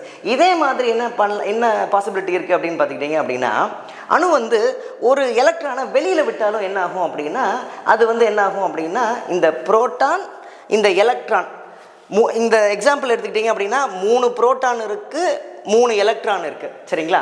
இப்போ ஒன்று உள்ளே வந்துருச்சு அப்படின்னா 4 எலக்ட்ரான் ஆயிரும். அப்போ அது ஒரு நெகட்டிவ் சார்ஜ் அதிகமாயிரும். இதுவே ஒரு எலக்ட்ரானை வெளியே விட்டால் என்ன ஆகும் அப்படின்னா ஒரு நெகட்டிவ் சார்ஜ் கம்மியாயிரும், பாசிட்டிவ் சார்ஜ் அதிகமாயிரும். 3 பாசிட்டிவ் சார்ஜும் 2 நெகட்டிவ் சார்ஜும் இருக்கும் அப்படின்றது. இப்போ இதனால் என்ன ஆகுது அப்படின்னா இந்த அணு அயான்களாக மாறிடுது, அயான் ஃபார்மேஷன் நடக்குது, சரிங்களா? ஸோ இந்த இடத்துல நம்ம எப்படி புரிஞ்சுக்கணும் அப்படின்னா ஒரு எலக்ட்ரானை வெளியிலிருந்து வாங்கினா அது நெகட்டிவ் அயானாக மாறிடுது, ஒரு எலக்ட்ரானை வெளியே விட்டால் அந்த அணு என்னவா மாறிடுது அப்படின்னு பார்த்துக்கிட்டிங்கன்னா பாசிட்டிவ் அயானாக மாறிடுது. அப்போது அணுவில் எலக்ட்ரானுடைய பங்கு என்ன அப்படின்னு பார்த்துக்கிட்டிங்கன்னா புரோட்டானுக்கு நிகரான எலக்ட்ரான் இருந்தால் தான் அது மின்சுமை அற்றதாக இருக்கும். எலக்ட்ரானை வெளியிலிருந்து எடுத்துக்கிட்டாலோ இல்லை இருக்கக்கூடிய எலக்ட்ரானை வெளியில் விட்டுட்டாலோ என்ன ஆகும் அப்படின்னா சார்ஜ்டு பார்ட்டிக்கலாக மாறிடும், அயானிகளாக மாறிடும் அப்படின்றத நம்ம புரிஞ்சுக்கணும். இதுதான் அணுவில் எலக்ட்ரானுடைய பங்கு, சரிங்களா? அடுத்து அணுவில் நியூட்ரானுடைய பங்கு என்ன அப்படின்றது தான் பார்க்க போகிறோம். இதை புரிஞ்சுக்கிறதுக்காக நம்ம என்ன பண்ண போகிறோம் அப்படின்னா நம்ம எக்ஸாம்பிளுக்கு கார்பன் அணுவை எடுத்துக்கிறோம், கார்பனுடைய ஆட்டம் எடுத்துக்கிறோம். ஸோ கார்பனை பொறுத்தளவில் இயற்கையாகவே நம்ம 3 விதமான அணுக்களை பார்க்க முடியும். கார்பன் தான், ஒரே கார்பன் தான், ஆனால் 3 விதமான அணுக்கள் நம்ம பார்க்க முடியும். இதில் பார்த்துக்கிட்டிங்க அப்படின்னா கார்பன் 12 C12 அப்படின்னு மென்ஷன் பண்ணியிருக்காங்க. அடுத்து பார்த்துக்கிட்டிங்கன்னா C13 கார்பன் 13 அப்படின்னு மென்ஷன் பண்ணியிருக்காங்க. அதுக்கப்புறம் பார்த்தீங்கன்னா C14 கார்பன் 14 அப்படின்னு சொல்லிட்டு மென்ஷன் பண்ணியிருக்காங்க. நம்ம இந்த C14 கார்பன் 14 நம்ம ஹிஸ்ட்ரியில் கூட அந்த கார்பன் டேட்டிங், ரேடியோ கார்பன் டேட்டிங்கில் நம்ம பயன்படுத்தியிருப்போம், ஒரு ஐடியா நம்மளுக்கு இருக்கும். அப்போ இயற்கையாகவே கார்பனுடைய அணு அப்படின்னு எடுத்துக்கிட்டோம் அப்படின்னா 3 விதமாக இருக்குது. ஒன்று கார்பன் 12, கார்பன் 13, கார்பன் 14. இப்போ நம்மளுக்கு என்ன தெரியணும் அப்படின்னா இது என்ன 12னா என்ன, 13னா என்ன, 14னா என்ன அப்படின்றது. இந்த 12, 13, 14 அப்படின்ற எண் எதை குறிக்குது அப்படின்னு பார்த்துக்கிட்டிங்க அப்படின்னா மாஸ் நம்பர், நிறை எண் அப்படின்றது தான் குறிக்குது. மாஸ் நம்பர், நிறை எண் அப்படின்றது குறிக்குது. மாஸ் நம்பர் அப்படின்னா என்னென்னா புரோட்டான், நியூட்ரான், ஒரு அணுக்கரு எடுத்துக்கிறோம், அதுக்குள்ளே எவ்வளவு புரோட்டான் இருக்குது, எவ்வளவு நியூட்ரான் இருக்குது, அது ரெண்டுத்தையும் கூட்டுனா ஒரு நம்பர் வரும் இல்லையா, அந்த நம்பர் தான் நம்ம என்ன சொல்கிறோம் அப்படின்னா நிறை எண், மாஸ் நம்பர் அப்படின்னு சொல்கிறோம். கார்பனுக்கு எடுத்துக்கிட்டோம் அப்படின்னா இப்போ ஃபார் எக்ஸாம்பிள் கார்பன் 12 அப்படின்னு எடுத்துக்கிட்டோம் அப்படின்னா 6 புரோட்டான் 6 நியூட்ரான், 6 கூட்டல் 6 12. 6 புரோட்டான் மாறவே மாறாது. இதில் எல்லாத்துலேயுமே பார்த்தீங்கன்னா 6 புரோட்டான் மாறவே மாறாது. ஏன் அப்படின்னா 6 புரோட்டான் இருந்தால் தான் கார்பன், அது மாறவே மாறாது, ஃபிக்ஸடாக இதை நம்ம இப்படி வச்சிடறோம். நியூட்ரானுடைய எண்ணிக்கை மட்டும்தான் மாறிட்டு இருக்கு. இப்போ 12 கார்பன் 12 அப்படின்னு எடுத்துக்கிட்டிங்க அப்படின்னா 6 புரோட்டான் 6 நியூட்ரான். 13 எடுத்துக்கிட்டிங்கன்னா 6 புரோட்டான் 7 நியூட்ரான் அப்படின்னு எடுத்துக்கிறோம். அதுக்கப்புறம் கார்பன் 14 அப்படின்னு எடுத்துக்கிட்டிங்கன்னா 6 புரோட்டான் 8 நியூட்ரான் அப்படின்னு எடுத்துக்கிறோம். இப்போ இங்கே பார்த்துக்கிட்டிங்க அப்படின்னா ஒரே அணு தான், கார்பன் ஆட்டம் தான், கார்பன் அணு தான், ஆனால் அதில் 3 விதம் இருக்குது, 3 டைப்ஸ் இருக்குது. அது எப்படி மாறுபடுது அப்படின்றது பார்த்துக்கிட்டிங்க அப்படின்னா நியூட்ரானுடைய எண்ணிக்கையை மையமாக வச்சு, அடிப்படையாக வச்சு அது வித்தியாசங்கள் இருக்குது. அதுவும் குறிப்பாக சொல்லப்போனால் mass number, atomic number 6 6 6, atomic number 6 இருந்தால் தான் கார்பன், ரைட்டுங்களா? அட்டாமிக் நம்பர் சேம், அணு எண் சேம் தான், ஆனால் மாஸ் நம்பர் இதோடைய கூட்டுத்தொகை என்னவா வருது, 12ஆக வருது, 13ஆக வருது, 14ஆக வருது. அப்போது அட்டாமிக் நம்பர் சேமாக இருக்குது, மாஸ் நம்பர் மாற்றம் வேறு மாதிரி இருக்குது. இப்படி இருக்கிறது தான் நம்ம என்ன சொல்லுவோம் அப்படின்னா ஐசோடோப் ஆர் ஐசோடோப்புகள் அப்படின்னு சொல்லுவோம். இப்போ கார்பனை பொறுத்தளவில் நமக்கு 3 ஐசோடோப்புகள் இருக்குது. என்னென்ன ஐசோடோப் இருக்குது? கார்பன் 12 ஒரு ஐசோடோப், கார்பன் 13 ஒரு ஐசோடோப், கார்பன் 14 ஒரு ஐசோடோப். ஸோ இதுதான் அணுவில் நியூட்ரானுடைய பங்கு. நியூட்ரானுடைய எண்ணிக்கை கூடுதனாலோ கூடும்போதும் குறையும் போதும் என்ன பண்ணுது அப்படின்னா ஐசோடோப்புகள், அந்த கார்பன் இல்லைன்னா ஏதாவது ஒரு அணுவுடைய ஐசோடோப்புகள் அதிகரிக்குது அப்படின்றத நம்ம வந்து புரிஞ்சுக்கணும். திருப்பி ஒரு தடவை சொல்கிறேன், அணுவில் புரோட்டானை மையமாக வச்சு தான் வந்து அந்த அணுவுக்கு பேரே வைக்கிறோம், ரைட்டுங்களா? அப்போ எவ்வளோ புரோட்டான் இருக்கோ அதுதான் அணு எண், அட்டாமிக் நம்பர், ரைட், முடிஞ்சிச்சு. ரெண்டாவது பார்த்துக்கிட்டிங்க அப்படின்னா எலக்ட்ரான், அணுவில் எலக்ட்ரானுடைய பங்கு. இப்போ எலக்ட்ரான் வந்து வெளியிலேருந்து உள்ளே எடுத்தாலோ உள்ளேருந்து வெளியில் போனாலோ அது வந்து அணுவாக இருக்காது, அயானிகளாக மாறிடுது. பாசிட்டிவ் அயன் நெகட்டிவ் அயனாக மாறிடுது. ரொம்ப சிம்பிள், ரைட்டுங்களா? மூணாவதாக பார்த்துக்கிட்டிங்க அப்படின்னா நியூட்ரானுடைய எண்ணிக்கை புரோட்டானை ஒப்பிடும்போது மாறுபடும் போது என்ன பண்ணுது அப்படின்னு பார்த்துக்கிட்டிங்கன்னா ஐசோடோப்புகள் உருவாகுது, சரிங்களா? ஸோ கார்பன் எக்ஸாம்பிளாக நம்ம பார்த்தோம். கார்பனுக்கு வந்து கார்பன் 12, கார்பன் 13, கார்பன் 14 அப்படின்ற மாதிரி ஐசோடோப் இருக்கிறத நம்ம பார்த்தோம். இப்போ ஸ்ட்ரக்சர் ஆஃப் தி ஆட்டம், ஆட்டமோடைய அமைப்பு முடிஞ்சிருச்சு. அடுத்ததான் நம்ம என்ன பார்க்க போகிறோம் அப்படின்னு பார்த்துக்கிட்டிங்க அப்படின்னா அயானிகள் பார்த்துட்டோம், ஐசோடோப்புகள் பார்த்துட்டோம், even atomic number, mass number கூட பார்த்துட்டோம். அடுத்ததான் நம்ம என்ன பார்க்க போகிறோம் அப்படின்னா இந்த கண்டுபிடிப்புகள், இந்த ஆட்டம், அதுக்கப்புறம் அதில் இருக்கக்கூடிய மற்ற சின்ன சின்ன துகள்களை கண்டுபிடிச்சது யார், அதோடைய டீட்டெயில் என்ன, எப்போ கண்டுபிடிச்சாங்க அப்படின்றதான் பார்க்க போகிறோம். ஏன்னா எக்ஸாம் பாயிண்ட்டில் ஃபேக்சுவல் கொஸ்டின்ஸ் கேட்கறதுக்கான, அதுலேயும் குறிப்பாக குரூப் 4 கேட்கறதுக்கான வாய்ப்பு ரொம்ப ரொம்ப அதிகம், சரிங்களா? ஸோ அதை தான் நம்ம பார்க்க போகிறோம். ஸோ ஃபஸ்ட்டு வந்து ஆட்டம் யார் கண்டுபிடிச்சாங்க அப்படின்னு பார்த்துக்கிட்டிங்க அப்படின்னா 1803 டால்டன் அப்படின்றவர் தான் கண்டுபிடிக்கிறாரு. அவர் என்ன பண்ணுறாரு அப்படின்னா அணுக்கொள்கை, அட்டாமிக் தியரி அப்படின்ற ஒரு ஆய்வறிக்கையை வந்து ப்ரெசென்ட் பண்ணுறாரு. அதில் அந்த ஆய்வறிக்கையில் என்ன சொல்கிறாரு அப்படின்னா, ஒரு மேட்டர் எடுத்துக்கிறோம் அப்படின்னா அந்த மேட்டரில் இருக்கக்கூடிய ரொம்ப சின்ன உடைக்க முடியாத பொருள் என்ன அப்படின்னா அது தான் ஆட்டம் அப்படின்னு சொல்லிட்டு அவர் சொல்கிறாரு. நம்மளுக்கு தெரியும் ஆட்டமை வந்து உடைக்க முடியும் அப்படின்றது. டால்டனுக்கு முன்னாடியே, ரொம்ப வருஷத்துக்கு முன்னாடியே நம்ம ஔவையார் என்ன சொல்லியிருக்காங்க அப்படின்னா, திருக்குறளுக்கு உவமையாக அணுவை பிளந்து குறுக்க தரித்த குறள் அப்படின்னு சொல்லி அணுவை பிளக்க முடியும் அப்படின்ற ஐடியாவும் கொடுத்துட்டு போயிட்டாங்க, சரிங்களா? அடுத்ததாக பார்த்துக்கிட்டிங்க அப்படின்னா ஆட்டம் கண்டுபிடிச்சாச்சு. அடுத்து வந்து பார்த்துக்கிட்டிங்க அப்படின்னா ரெண்டாவதாக என்ன கண்டுபிடிக்கிறாங்க அப்படின்னு பார்த்துக்கிட்டிங்கன்னா நம்மளுக்கு புரோட்டான் கண்டுபிடிக்கிறாங்க. ரொம்ப வருஷம் கழிச்சு தான் கண்டுபிடிக்கிறாங்க. எப்போன்னு பார்த்துக்கிட்டிங்க அப்படின்னா 1886 கோல்ஸ்டீன் அப்படின்றவர் தான் கண்டுபிடிக்கிறாரு. அவர் வந்து என்ன பண்ணுறாரு அப்படின்னா புரோட்டான்களை கண்டுபிடிச்சிட்டாரு, ஆனால் புரோட்டான்னு பேர் வைக்கவே இல்லை. ஆனால் அவர் அந்த புரோட்டான்களுக்கு கோல்ஸ்டீன் வச்ச பேர் என்ன அப்படின்னு பார்த்துக்கிட்டிங்க அப்படின்னா positive rays or canal rays, இல்லை ஆனோடு ரேஸ். திருப்பி ஒரு தடவை சொல்கிறேன், positive rays, canal rays or anode rays அப்படின்னு சொல்லிட்டு பேர் வைக்கிறாரு. நோட்ஸ் எடுத்துங்க, சில இன்ஃபர்மேஷன் ஸ்லைட்லேயே இருக்காது, சில இன்ஃபர்மேஷன் எக்ஸ்ட்ரா இன்ஃபர்மேஷன் நான் கொடுக்குறது மெட்டீரியலில் கூட இருக்காது. அதனால் பாஸ் பண்ணி சில எக்ஸ்ட்ரா இன்ஃபர்மேஷனை மிஸ் பண்ணாமல் நோட்ஸ் எடுத்துங்க, சரிங்களா? ஸோ அடுத்ததாக பார்த்துக்கிட்டிங்க அப்படின்னா எலக்ட்ரானை வந்து யார் கண்டுபிடிச்சாங்க அப்படின்னா நம்மளுக்கு தெரியும், ஜே தாம்சன் அப்படின்றவர் 1897 கண்டுபிடிக்கிறாரு. அவர் என்ன பண்ணுறாரு அப்படின்னா கேத்தோடு ரே டியூப் எக்ஸ்பிரிமெண்ட் அப்படின்றது, கேத்தோடு ரே டியூப் ஆராய்ச்சி அப்படின்ற ஒரு ஆராய்ச்சியை பண்ணுறாரு. அதுலேருந்து அவர் என்ன கண்டுபிடிக்கிறாருன்னா எலக்ட்ரானை கண்டுபிடிக்கிறாரு. எலக்ட்ரானை கண்டுபிடிச்சாரு, ஆனால் அதுக்கு அவர் வச்ச பேர் என்ன அப்படின்னு பார்த்துக்கிட்டிங்க அப்படின்னா கேத்தோடு ரேஸ்ன்னு தான் பேர் வைக்கிறாரு, எலக்ட்ரான்ஸ்னு பேர் வைக்கல. அதுக்கப்புறம் வந்தவங்க தான் அதுக்கு வந்து பேர் வைக்கிறாங்க. அடுத்ததாக பார்த்துக்கிட்டிங்க அப்படின்னா ரொம்ப முக்கியமானவர் ரூதர்ஃபோர்டு. அவர் என்ன பண்ணுறாரு அப்படின்னா நியூக்ளியஸை கண்டுபிடிக்கிறார். ஸோ நியூக்ளியஸை கண்டுபிடிச்சது யார் அப்படின்னு பார்த்துக்கிட்டிங்கன்னா ரூதர்ஃபோர்டு. எப்போ அப்படின்னு பார்த்துக்கிட்டிங்கன்னா 1911 அவர் வந்து நியூக்ளியஸை கண்டுபிடிக்கிறார். அதுவும் வந்து அவர் பண்ண எக்ஸ்பெரிமெண்ட் பேர் என்னன்னு பார்த்துக்கிட்டிங்க அப்படின்னா கோல்டு ஃபாயில் எக்ஸ்பெரிமெண்ட், தங்க மென்தகடு ஆராய்ச்சி அப்படின்னு சொல்லுவாங்க. அதை வந்து அவர் பண்ணி அணுவுடைய மையத்தில் நியூக்ளியஸ், அந்த நிறை எல்லாமே ஒரு சேர மையத்தில் இருக்குது அப்படின்றத கண்டுபிடிச்சி அதை ஒரு நியூக்ளியஸ் அப்படின்னு சொல்லிட்டு பேர் வைக்கிறார்.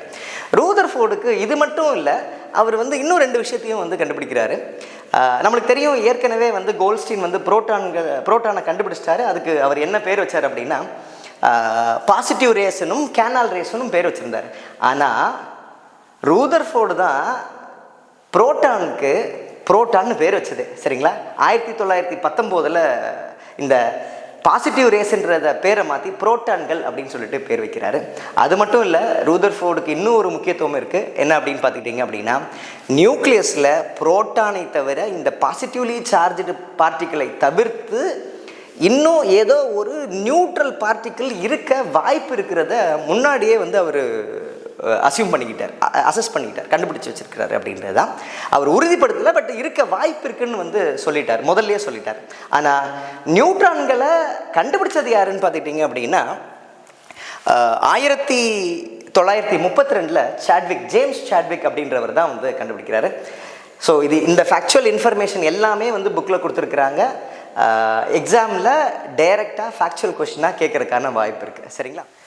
ஸோ இது வரைக்கும் நம்ம வந்து நியூக்ளியர் டெக்னாலஜி அணுக்கரு தொழில்நுட்பத்தில் பார்த்துக்கிட்டிங்க அப்படின்னா first topic atom and it's basics, அணு மற்றும் அதன் அடிப்படைகள் அப்படின்ற முதல் டாபிக் முடிச்சிட்டோம். இதே மாதிரி தான் நம்ம வந்து மீதி வரக்கூடிய 9 டாப்பிக்குமே பார்க்க போகிறோம். ரொம்ப எளிமையாக வந்து சொல்லித்தர போகிறேன். ஸோ அடுத்ததான் நம்மளுக்கு பார்த்துக்கிட்டிங்க அப்படின்னா நமக்கு வந்து நியூக்ளியர் டெக்னாலஜியில் ரெண்டாவது டாபிக் ரேடியோ ஆக்டிவிட்டி கதிரியக்கம் அப்படின்ற டாபிக் தான் நம்ம வந்து ரெண்டாவதாக பார்க்க போகிறோம். திருப்பி ஒரு தடவை சொல்கிறேன். ஃபஸ்ட்டு வந்து பார்த்துக்கிட்டிங்க அப்படின்னா நியூக்ளியர் டெக்னாலஜியில் first topic atom and it's basics complete பண்ணிட்டோம். அடுத்ததான் நம்மளுக்கு வந்து நியூக்ளியர் டெக்னாலஜியில் ரெண்டாவது டாபிக் ரேடியோ ஆக்டிவிட்டி கதிரியக்கம் அப்படின்ற டாபிக் தான். ஸோ இந்த டாபிக் வந்து இருக்கிற 9 டாப்பிக்லேயே ரொம்ப ரொம்ப இன்ட்ரெஸ்டிங்கான ரொம்ப ஈஸியான டாப்பிக்கும் கூட. ஏன்னா இந்த நியூக்ளியர் டெக்னாலஜிலே இந்த டாபிக் தான் கான்செப்சுவலாக ரொம்ப ரொம்ப இம்பார்ட்டன்ட். சரிங்களா? ஸோ இந்த டாப்பிக்கை பொறுத்தளவில் பார்த்துக்கிட்டிங்க அப்படின்னா இந்த நம்மளால் வந்து இயற்கையில் இருக்கக்கூடிய அற்புதத்தை வந்து இந்த அறிவியல் கண்டுபிடிப்புகளால் வந்து ரொம்ப அழகாக வந்து நம்மளால் வந்து உள்வாங்கிக்க முடியும். அது இந்த டாப்பிக்கை நான் டிஸ்கஸ் பண்ணும்போதே உங்களுக்கு வந்து அதை வந்து உங்களால் வந்து ஃபீல் பண்ண முடியும். ரைட்டுங்களா? ஸோ இந்த கதிரியக்கம் ரேடியோ ஆக்டிவிட்டி அப்படின்ற டாப்பிக்கில் பார்த்துக்கிட்டோம் அப்படின்னா நம்ம வந்து 6 டாப்பிக்கில் வந்து கண்டென்ட்டை வந்து டிஸ்கஸ் பண்ண போகிறோம். ஃபஸ்ட்டு வந்து ரேடியோ ஆக்டிவிட்டினா என்ன, கதிரியக்கம்னா என்ன அப்படின்றத பார்க்க போகிறோம். அடுத்ததாக வந்து இந்த கதிரியக்கத்துடைய அடிப்படை அப்படின்னு எடுத்துக்கிட்டோம் அப்படின்னா நிலைத்தன்மை அற்ற அணுக்கரு, அன்ஸ்டேபிள் நியூக்ளி அப்படின்ற இந்த விஷயந்தான். இது எதனால் வருது, இது எப்படி செயல்படும் அப்படின்றதுடைய அடிப்படை தெரிஞ்சால் தான் நம்மளால் வந்து ரேடியோ ஆக்டிவிட்டியை வந்து முழுமையாக புரிஞ்சிக்க முடியும். மூணாவதாக பார்த்துக்கிட்டிங்க அப்படின்னா எதெல்லாம் வந்து இந்த கதிர்வீச்சு உடைய பொருட்கள் என்னென்ன அப்படின்றது, ரேடியோ ஆக்டிவ் சப்ஸ்டன்சஸ் அப்படின்றது. அதுக்கப்புறம் பார்த்துக்கிட்டிங்க அப்படின்னா செயற்கை கதிர்வீச்சு கதிரியக்கம் அப்படின்றது 4வது டாபிக். 5வதாக பார்த்துக்கிட்டிங்க அப்படின்னா பெனட்ரேட்டிங் ரேடியேஷன், ஊடுருவும் திறன் கொண்ட கதிர்வீச்சு அப்படின்னு சொல்கிறது. கடைசியாக பார்த்துக்கிட்டோம் அப்படின்னா நம்மளுக்கு பார்த்துக்கிட்டிங்க அப்படின்னா இந்த டாப்பிக்கில் வரக்கூடிய டிஸ்கவரிஸ், கண்டுபிடிப்புகள் அதெல்லாம் வந்து நம்ம பார்க்க போகிறோம். சரிங்களா? திருப்பியும் சொல்கிறேன், மொத்தமாக நம்மளுக்கு 6 டாபிக் இருக்குது. மிஸ் பண்ணாமல் நோட்ஸ் எடுத்துங்க. ஏன் அப்படின்னு சொன்னோன்னா மெட்டீரியல்லே இல்லாத இன்ஃபர்மேஷனை எக்ஸ்ட்ரா இன்ஃபர்மேஷன் நான் கொடுக்க போகிறேன். நிதானமாக வீடியோவை பாஸ் பண்ணி நோட்ஸ் எடுத்துக்கங்க. ஏன்னா இம்பார்ட்டண்ட்டாக நான் சொல்லக்கூடிய எக்ஸ்ட்ராவாக கொடுக்கக்கூடிய இன்ஃபர்மேஷன் மெட்டீரியலில் கூட இருக்காது. சரிங்களா? ரொம்ப ரொம்ப இம்பார்ட்டன்ட் எக்ஸாம் பாயிண்டில். ரைட், ஃபஸ்ட்டு டாபிக் என்ன அப்படின்னு பார்த்துக்கிட்டிங்கன்னா radioactivity. What is mean by radioactivity, அதோடைய கான்செப்ட் என்ன, கதிரியக்கம்னா என்ன, அதோடைய வரையறை என்ன அப்படின்றது வந்து நம்மளுக்கு தெரிஞ்சுக்கணும். ஸோ கதிரியக்கம் அப்படின்னு எடுத்துக்கிட்டிங்க அப்படின்னா ஒரு டெஃபினிஷனை நம்ம சொல்ல போகிறோம் அப்படின்னா நிலைத்தன்மை அற்ற அணுக்கரு வெளியிடக்கூடிய அதிக ஊடுருவும் திறன் கொண்ட கதிர் விமிழ்வு, அதை தான் நம்ம என்ன சொல்லுவோம் அப்படின்னா நம்ம ரேடியோ ஆக்டிவிட்டி கதிர்வீச்சு அப்படின்னு சொல்லுவோம். திருப்பி ஒரு தடவை உடச்சி சொல்கிறேன் பாருங்கள். ஃபஸ்ட்டு என்ன நம்ம ஞாபகம் வச்சுக்கணும் அப்படின்னா இந்த கான்செப்டை பொறுத்தளவில் நிலையற்ற தன்மை கொண்ட அணுக்கரு, அன்ஸ்டேபிள் நியூக்ளி. ஸ்டேபிளாக இல்லை, அப்போ அது ஸ்டேபிளாக மாறணும் இல்லையா? ஸோ அன்ஸ்டேபிள் நியூக்ளி என்ன ஆகுது, ஸ்டேபிளாக மாறுது. நிலைத்தன்மையற்ற அணுக்கரு என்னவாகுது, நிலைத்தன்மை உடைய அணுக்கருவாக மாறுது. அது எப்படி மாறுது அப்படின்னா ஒரு ஊடுருவும் திறன் கொண்ட கதிரை வந்து வெளியில் விடுது. அது வெளியே விடுறதுனால என்ன ஆகுது அப்படின்னா நிலைத்தன்மைக்கு வருது. இதைத்தான் நம்ம என்ன சொல்கிறோம் அப்படின்னா கதிரியக்கம், ரேடியோ ஆக்டிவிட்டி அப்படின்னு சொல்கிறோம். ஸோ 2 விஷயம் ஞாபகம் வச்சுக்கணும். அன்ஸ்டேபிள் நியூக்ளி நிலைத்தன்மையற்ற அணுக்கரு, நிலைத்தன்மையற்ற அணுக்கரு நிலைத்தன்மைக்கு மாறுது, ஸ்டேபிளாக மாறுது. அது எப்படி மாறுது அப்படின்னு பார்த்துக்கிட்டிங்க அப்படின்னா கதிர்வீச்சை வெளிவிடுறதுனால, பெனட்ரேட்டிங் ரேடியேஷனை எமிட் பண்ணுறதுனால. இப்படி தான் ரேடியேஷனை அண்டர்ஸ்டாண்ட் பண்ணிக்கணும். சிம்பிளாக உடச்சி டெஃபினேஷனை புரிஞ்சுக்கிட்டோம். சரிங்களா? இப்போ இதோடைய பேசிக் ஐடியா, ஃபண்டமெண்டல் அடிப்படை வந்து நம்ம புரிஞ்சுக்கணும். ஏன் வந்து முதல்ல இந்த அன்ஸ்டேபிள் நியூக்ளி நிலைத்தன்மையற்ற அணுக்கரு வந்து உருவாகுது அப்படின்றத வந்து அதுதான் அடிப்படை. அதை வந்து நம்ம புரிஞ்சுக்கணும் அப்படின்றது தான். ஸோ இப்போது நிலைத்தன்மையற்ற அணுக்கரு, அன்ஸ்டேபிள் நியூக்ளியஸ் அப்படின்னாலே நம்மளுக்கு ஞாபகம் வர வேண்டிய விஷயம் என்ன அப்படின்னா நியூக்ளியஸில் எப்போல்லாம் புரோட்டானை கம்பேர் பண்ணும்போது புரோட்டான்களை விட நியூட்ரான்களுடைய எண்ணிக்கை வந்து ஒப்பிடும்போது நியூட்ரான்களுடைய எண்ணிக்கை அதிகமாக இருக்குதோ அப்போல்லாம் பார்த்துக்கிட்டிங்க அப்படின்னா நம்மளுக்கு வந்து நிலையற்ற தன்மை வந்து வர்றதுக்கான வாய்ப்பு வந்து ரொம்ப ரொம்ப அதிகம். ஸோ அன்ஸ்டேபிள் நியூக்ளியஸ்னால் ஃபஸ்ட்டு நம்ம எடுத்துக்கணும் அப்படி என்ன விஷயம் நம்ம மைண்டுக்கு வரணும் அப்படின்னு பார்த்துக்கிட்டிங்க அப்படின்னா புரோட்டானை கம்பேர் பண்ணும்போது ஒப்பிடும்போது நியூட்ரானுடைய எண்ணிக்கை அதிகமாக இருக்குது அப்படின்ற விஷயத்தை ஞாபகம் வச்சுக்கணும். சரிங்களா? இப்போ ஒரு கேள்வி வருது, ஏன் வந்து இந்த இடத்துல புரோட்டானை கம்பேர் பண்ணும்போது நியூட்ரானுடைய எண்ணிக்கை அதிகமாக இருக்குது அப்படின்ற ஒரு கேள்வி வருது. சரிங்களா? இப்போ அதுக்காக தான் நம்ம என்ன பண்ண போகிறோம் அப்படின்னா ஒரு சின்ன ஒரு ஐடியா பார்க்க போகிறோம். இப்போ ஃபார் எக்ஸாம்பிள் 2 புரோட்டான் எடுத்துக்கிறோம். ஒரு புரோட்டான் தெரியும் நம்மளுக்கு பாசிட்டிவ் சார்ஜ், இன்னொரு புரோட்டான் எடுத்துக்கிறோம், அதுவும் பாசிட்டிவ் சார்ஜ். அப்போ நியூக்ளியஸில் நிறைய புரோட்டான் இருக்குது, பக்கம் நிறைய புரோட்டான் இருக்குது, நியூட்ரான் இருக்குது. 2 புரோட்டானும் பக்கம் கொண்டு வரும்போது என்ன ஆகும் அப்படின்னா நம்மளுக்கு நல்லாவே தெரியும் 2 பாசிட்டிவ் சார்ஜை பக்கம் கொண்டு வரும்போது என்ன ஆகும் அப்படின்னா அதை விலக்குற விசை வந்து ஆக்ட் ஆகும். இதில் ஒரு முக்கியமான விஷயம் என்ன அப்படின்னா இந்த விலக்கு விசை ரொம்ப அதிகமாக இருக்கும். ஈவன் வந்து இந்த விலக்கு விசை வந்து இந்த நியூக்ளியஸே பிளவுபடுத்துகிற அளவுக்கு வந்து அந்த ஃபோர்ஸ் வந்து ரொம்ப அதிகமாக இருக்கும். ஆனால் இயற்கையில் அப்படி நடக்கிறது இல்லை. ஏன் அப்படின்னு பார்த்துக்கிட்டிங்க அப்படின்னா இந்த விலக்கு விசையை மட்டுப்படுத்துறதுக்கு கண்ட்ரோல் பண்ணுறதுக்கு இதை விடையும் அதிகமான ரொம்ப ஃபோர்ஸ்ஃபுல்லான ஒரு விசை அங்கே ஆக்ட் ஆகுது. அதைத்தான் நம்ம என்ன சொல்கிறோம் அப்படின்னா அணுக்கரு விசை அப்படின்னு சொல்கிறோம். நியூக்ளியர் ஃபோர்ஸ் அப்படின்னு சொல்கிறோம். அப்போ என்ன ஆகுது அப்படின்னா 2 புரோட்டான்களுக்கு நடுவில் ஒரு விலக்கு விசை ரொம்ப ஃபோர்ஸ்ஃபுல்லாக ஆக்ட் ஆகுது, உடைக்கிற அளவுக்கு ஆக்ட் ஆகுது. ஆனால் அதை மட்டுப்படுத்துறதுக்கு, அதை கண்ட்ரோல் பண்ணுறதுக்கு அதை விடையும் அதிகமான ஒரு வலிமையான விசை வந்து ஒரு ஈர்ப்பு விசை வந்து 2ஐயும் என்ன பண்ணுது அப்படின்னா ஒன்றா வச்சிட்டு இருக்குது. இயற்கையிலேயே அடிப்படை விசைகள்லேயே மிகவும் வலிமையான விசை என்ன அப்படின்னு பார்த்துக்கிட்டிங்கன்னா இந்த நியூக்ளியர் ஃபோர்ஸ் தான், அணுக்கரு விசை அப்படின்றது தான். சரிங்களா? அப்போது இந்த அணுக்கரு இந்த மாதிரி வந்து ஒரு பிணைப்பு தன்மையோடு இருக்கிறது. நல்லா புரிஞ்சுக்கணும், நான் பயன்படுத்தக்கூடிய வார்த்தையை நல்லா புரிஞ்சுக்கணும். பிணைப்பு தன்மையோடு இருக்கிறதுக்கு வந்து நம்மளுக்கு வந்து இந்த நியூக்ளியர் ஃபோர்ஸ் ரொம்ப ரொம்ப அவசியம் அப்படின்னு தான். பைண்டிங் ஃபேக்டர், த நியூக்ளியர் ஃபோர்ஸ் தான் என்னென்னா பைண்டிங் ஃபேக்டர், நியூக்ளியஸ் ஒன்றா இருக்கிறதுக்கு தேவையான ஒரு ஃபோர்ஸ் அப்படின்றது தான். இப்போ ஒரு கேள்வி வருது, சார் எல்லாம் சரியாக தானே போயிட்டுருக்கு, ஏன் வந்து இந்த எங்கேருந்து இந்த நிலைத்தன்மை அற்ற ஒரு நிலை வருது அப்படின்னு ஒரு கேள்வி வருது. இப்போ வந்து நார்மலாக இருக்கக்கூடிய எல்லா அணுக்களுக்கும் இந்த மாதிரி இருக்கும். ஆனால் அணுவில் புரோட்டான்களுடைய எண்ணிக்கை அதிகமாக இப்போ ஃபார் எக்ஸாம்பிள் நம்ம வந்து யுரேனியம் அப்படின்னு எடுத்துக்கிட்டோம் அப்படின்னா யுரேனியமில் நம்மளுக்கு எத்தனை புரோட்டான் இருக்குது அப்படின்னு பார்த்துக்கிட்டிங்க அப்படின்னா 92 புரோட்டான் இருக்குது. 92 புரோட்டான் இருந்தால் தான் அது யுரேனியம், ரைட்டுங்களா? ஸோ 92 புரோட்டான் இருக்குது அப்படின்றது. அப்போது புரோட்டான்களுடைய எண்ணிக்கை அதிகமாக இருக்குது, 92 இருக்குது. அப்படின்னா என்ன ஆகும் அப்படின்னா இந்த விலக்கு விசை ரொம்ப அதிகமாக இருக்கும்.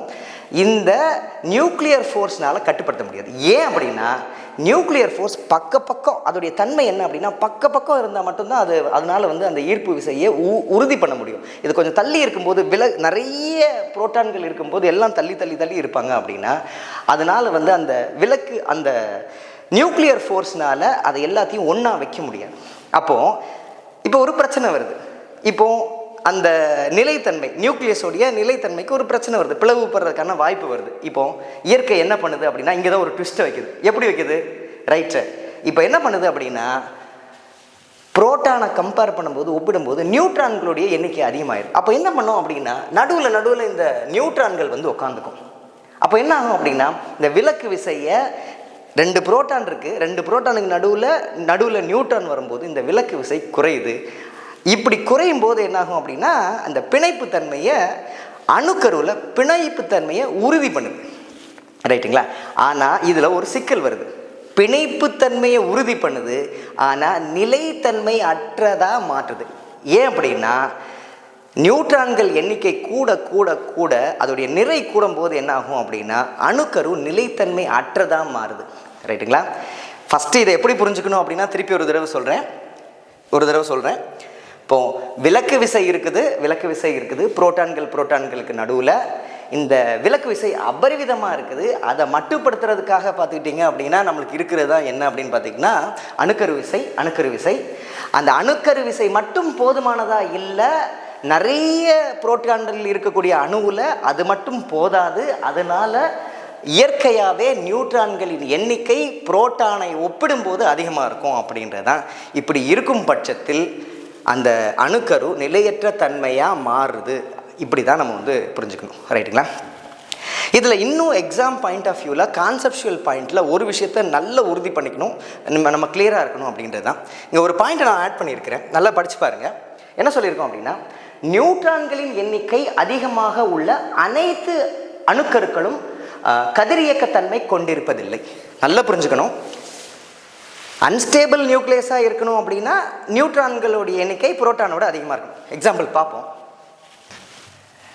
இப்போ கார்பன் அப்படின்னு எடுத்துக்கிட்டோம் அப்படின்னா கார்பனில் மூணு விதம் இருக்குது, 3 ஐசோடோப் இருக்குது. கார்பன் 12, கார்பன் 12, கார்பன் 13, கார்பன் 14 அப்படின்றது தான். ரைட்டுங்களா? ஏற்கனவே நம்மளுக்கு தெரியும், கார்பனில் பார்த்துக்கிட்டிங்க அப்படின்னா 6 புரோட்டான் இருக்குது, இதுலேயும் 6 புரோட்டான் தான் இருக்குது. அதனால தான் அது கார்பன். இதுலேயும் 6 புரோட்டான் தான் இருக்குது. ஸோ 6 புரோட்டான் இருந்தால் தான் அது கார்பன் அப்படின்றது தான். அப்போது இதில் நம்மளுக்கு என்ன தெரியும் அப்படின்னா 6 நியூட்ரான் இருக்குது, இதில் பார்த்துக்கிட்டிங்க அப்படின்னா 7 நியூட்ரான் இருக்குது, இதில் பார்த்துக்கிட்டிங்க அப்படின்னா 8 நியூட்ரான் இருக்குது. ரைட்டுங்களா? இப்போது நம்ம பார்த்தது எப்படி அப்படின்னா நியூட்ரான்களின் எண்ணிக்கை அதிகமாக இருந்தால் நம்மளுக்கு நிலைத்தன்மை அற்றதாக மாறும். இந்த இடத்துல புரோட்டான்களை கம்பேர் பண்ணும்போது ஒப்பிடும்போது ஒரு நியூட்ரான் அதிகமாக இருக்குது. ஆனால் இது ரேடியோ ஆக்டிவாக இல்லை, கதிரியக்கத்தன்மை கொண்டதாக இல்லை, இது நிலைத்தன்மையாக தான் இருக்குது, எந்த ப்ராப்ளமும் இல்லை. ஆனால் இந்த கார்பன் 14 பார்த்துக்கிட்டிங்க அப்படின்னா 2 நியூட்ரான் அதிகமாக இருக்குது. இதனால் நம்மளுக்கு என்ன ஆகுது அப்படின்னா இந்த இடத்துல வந்து நிலைத்தன்மை அற்றதாக மாறுது. அப்போது 2 விஷயத்த நல்லா மைண்டில் ஏற்றிக்கணும். நிலைத்தன்மை அற்ற நியூக்ளியஸ் அணுக்கரு எப்போ உருவாகும் அப்படின்னா நியூட்ரான்கள் அதிகமாக இருக்கணும் அப்படின்னா. ஆனால் நியூட்ரான் அதிகமாக இருந்தாலே நிலைத்தன்மை அற்றதாக தான் இருக்கும் அப்படின்ற ஒரு முடிவுக்கு வரக்கூடாது அப்படின்ற.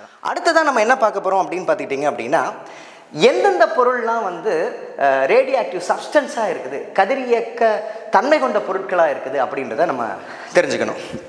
ஸோ இதில் பார்த்துக்கிட்டிங்க அப்படின்னா அட்டாமிக் நம்பர், அணு எண், எந்தெந்த பொருளுடைய அட்டாமிக் நம்பர் வந்து 83 அதுக்கு மேலே இருக்குதோ, எந்தெந்த எலமெண்ட்டுக்கு அட்டாமிக் நம்பர் 83 அதுக்கு மேலே இருக்குதோ அந்த எல்லா பொருட்களும் பார்த்துக்கிட்டிங்கன்னா இந்த கதிரியக்க தன்மை கொண்டதாக தான் இருக்கும் அப்படின்றது தான்.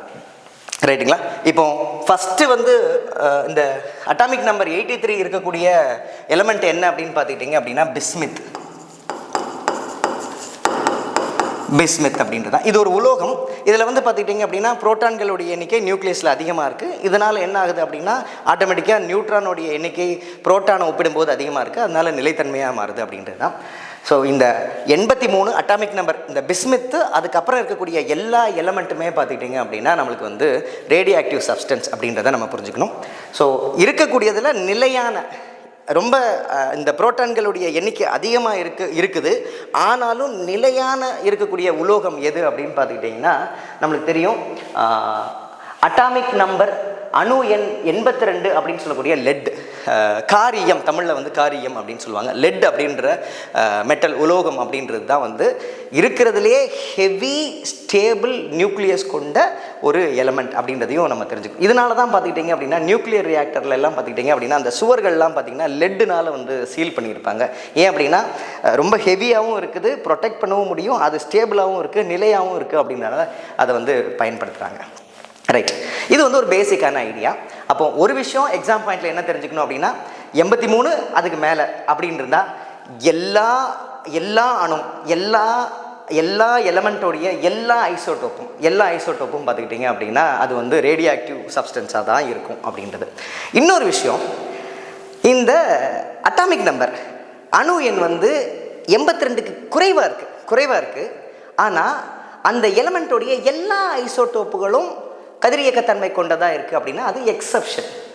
அது வந்து பார்த்திங்கன்னா 2 எலமெண்ட் தான். அது என்னென்ன அப்படின்னு பார்த்துக்கிட்டிங்க அப்படின்னா 2 தான். புக்கில் கொடுத்துருக்காங்க, கேள்வி கேட்க ரொம்ப அதிகமாக வாய்ப்புள்ள ஃபேக்சுவல் டீட்டெயில். ஒன்று வந்து பார்த்திங்க அப்படின்னா டெக்னீஷியம் அப்படின்னு சொல்லக்கூடிய ஒரு எலமெண்ட்டு, அதோடைய அட்டாமிக் நம்பர் அணு எண் அப்படின்னு பார்த்துக்கிட்டிங்கன்னா 43. அடுத்து வந்து பார்த்துக்கிட்டிங்க அப்படின்னா புரோமித்தியம் அப்படின்னு சொல்லக்கூடிய இன்னொரு அணு, அதோடைய அட்டாமிக் நம்பர் அணு எண் அப்படின்னு பார்த்துக்கிட்டிங்கன்னா 61.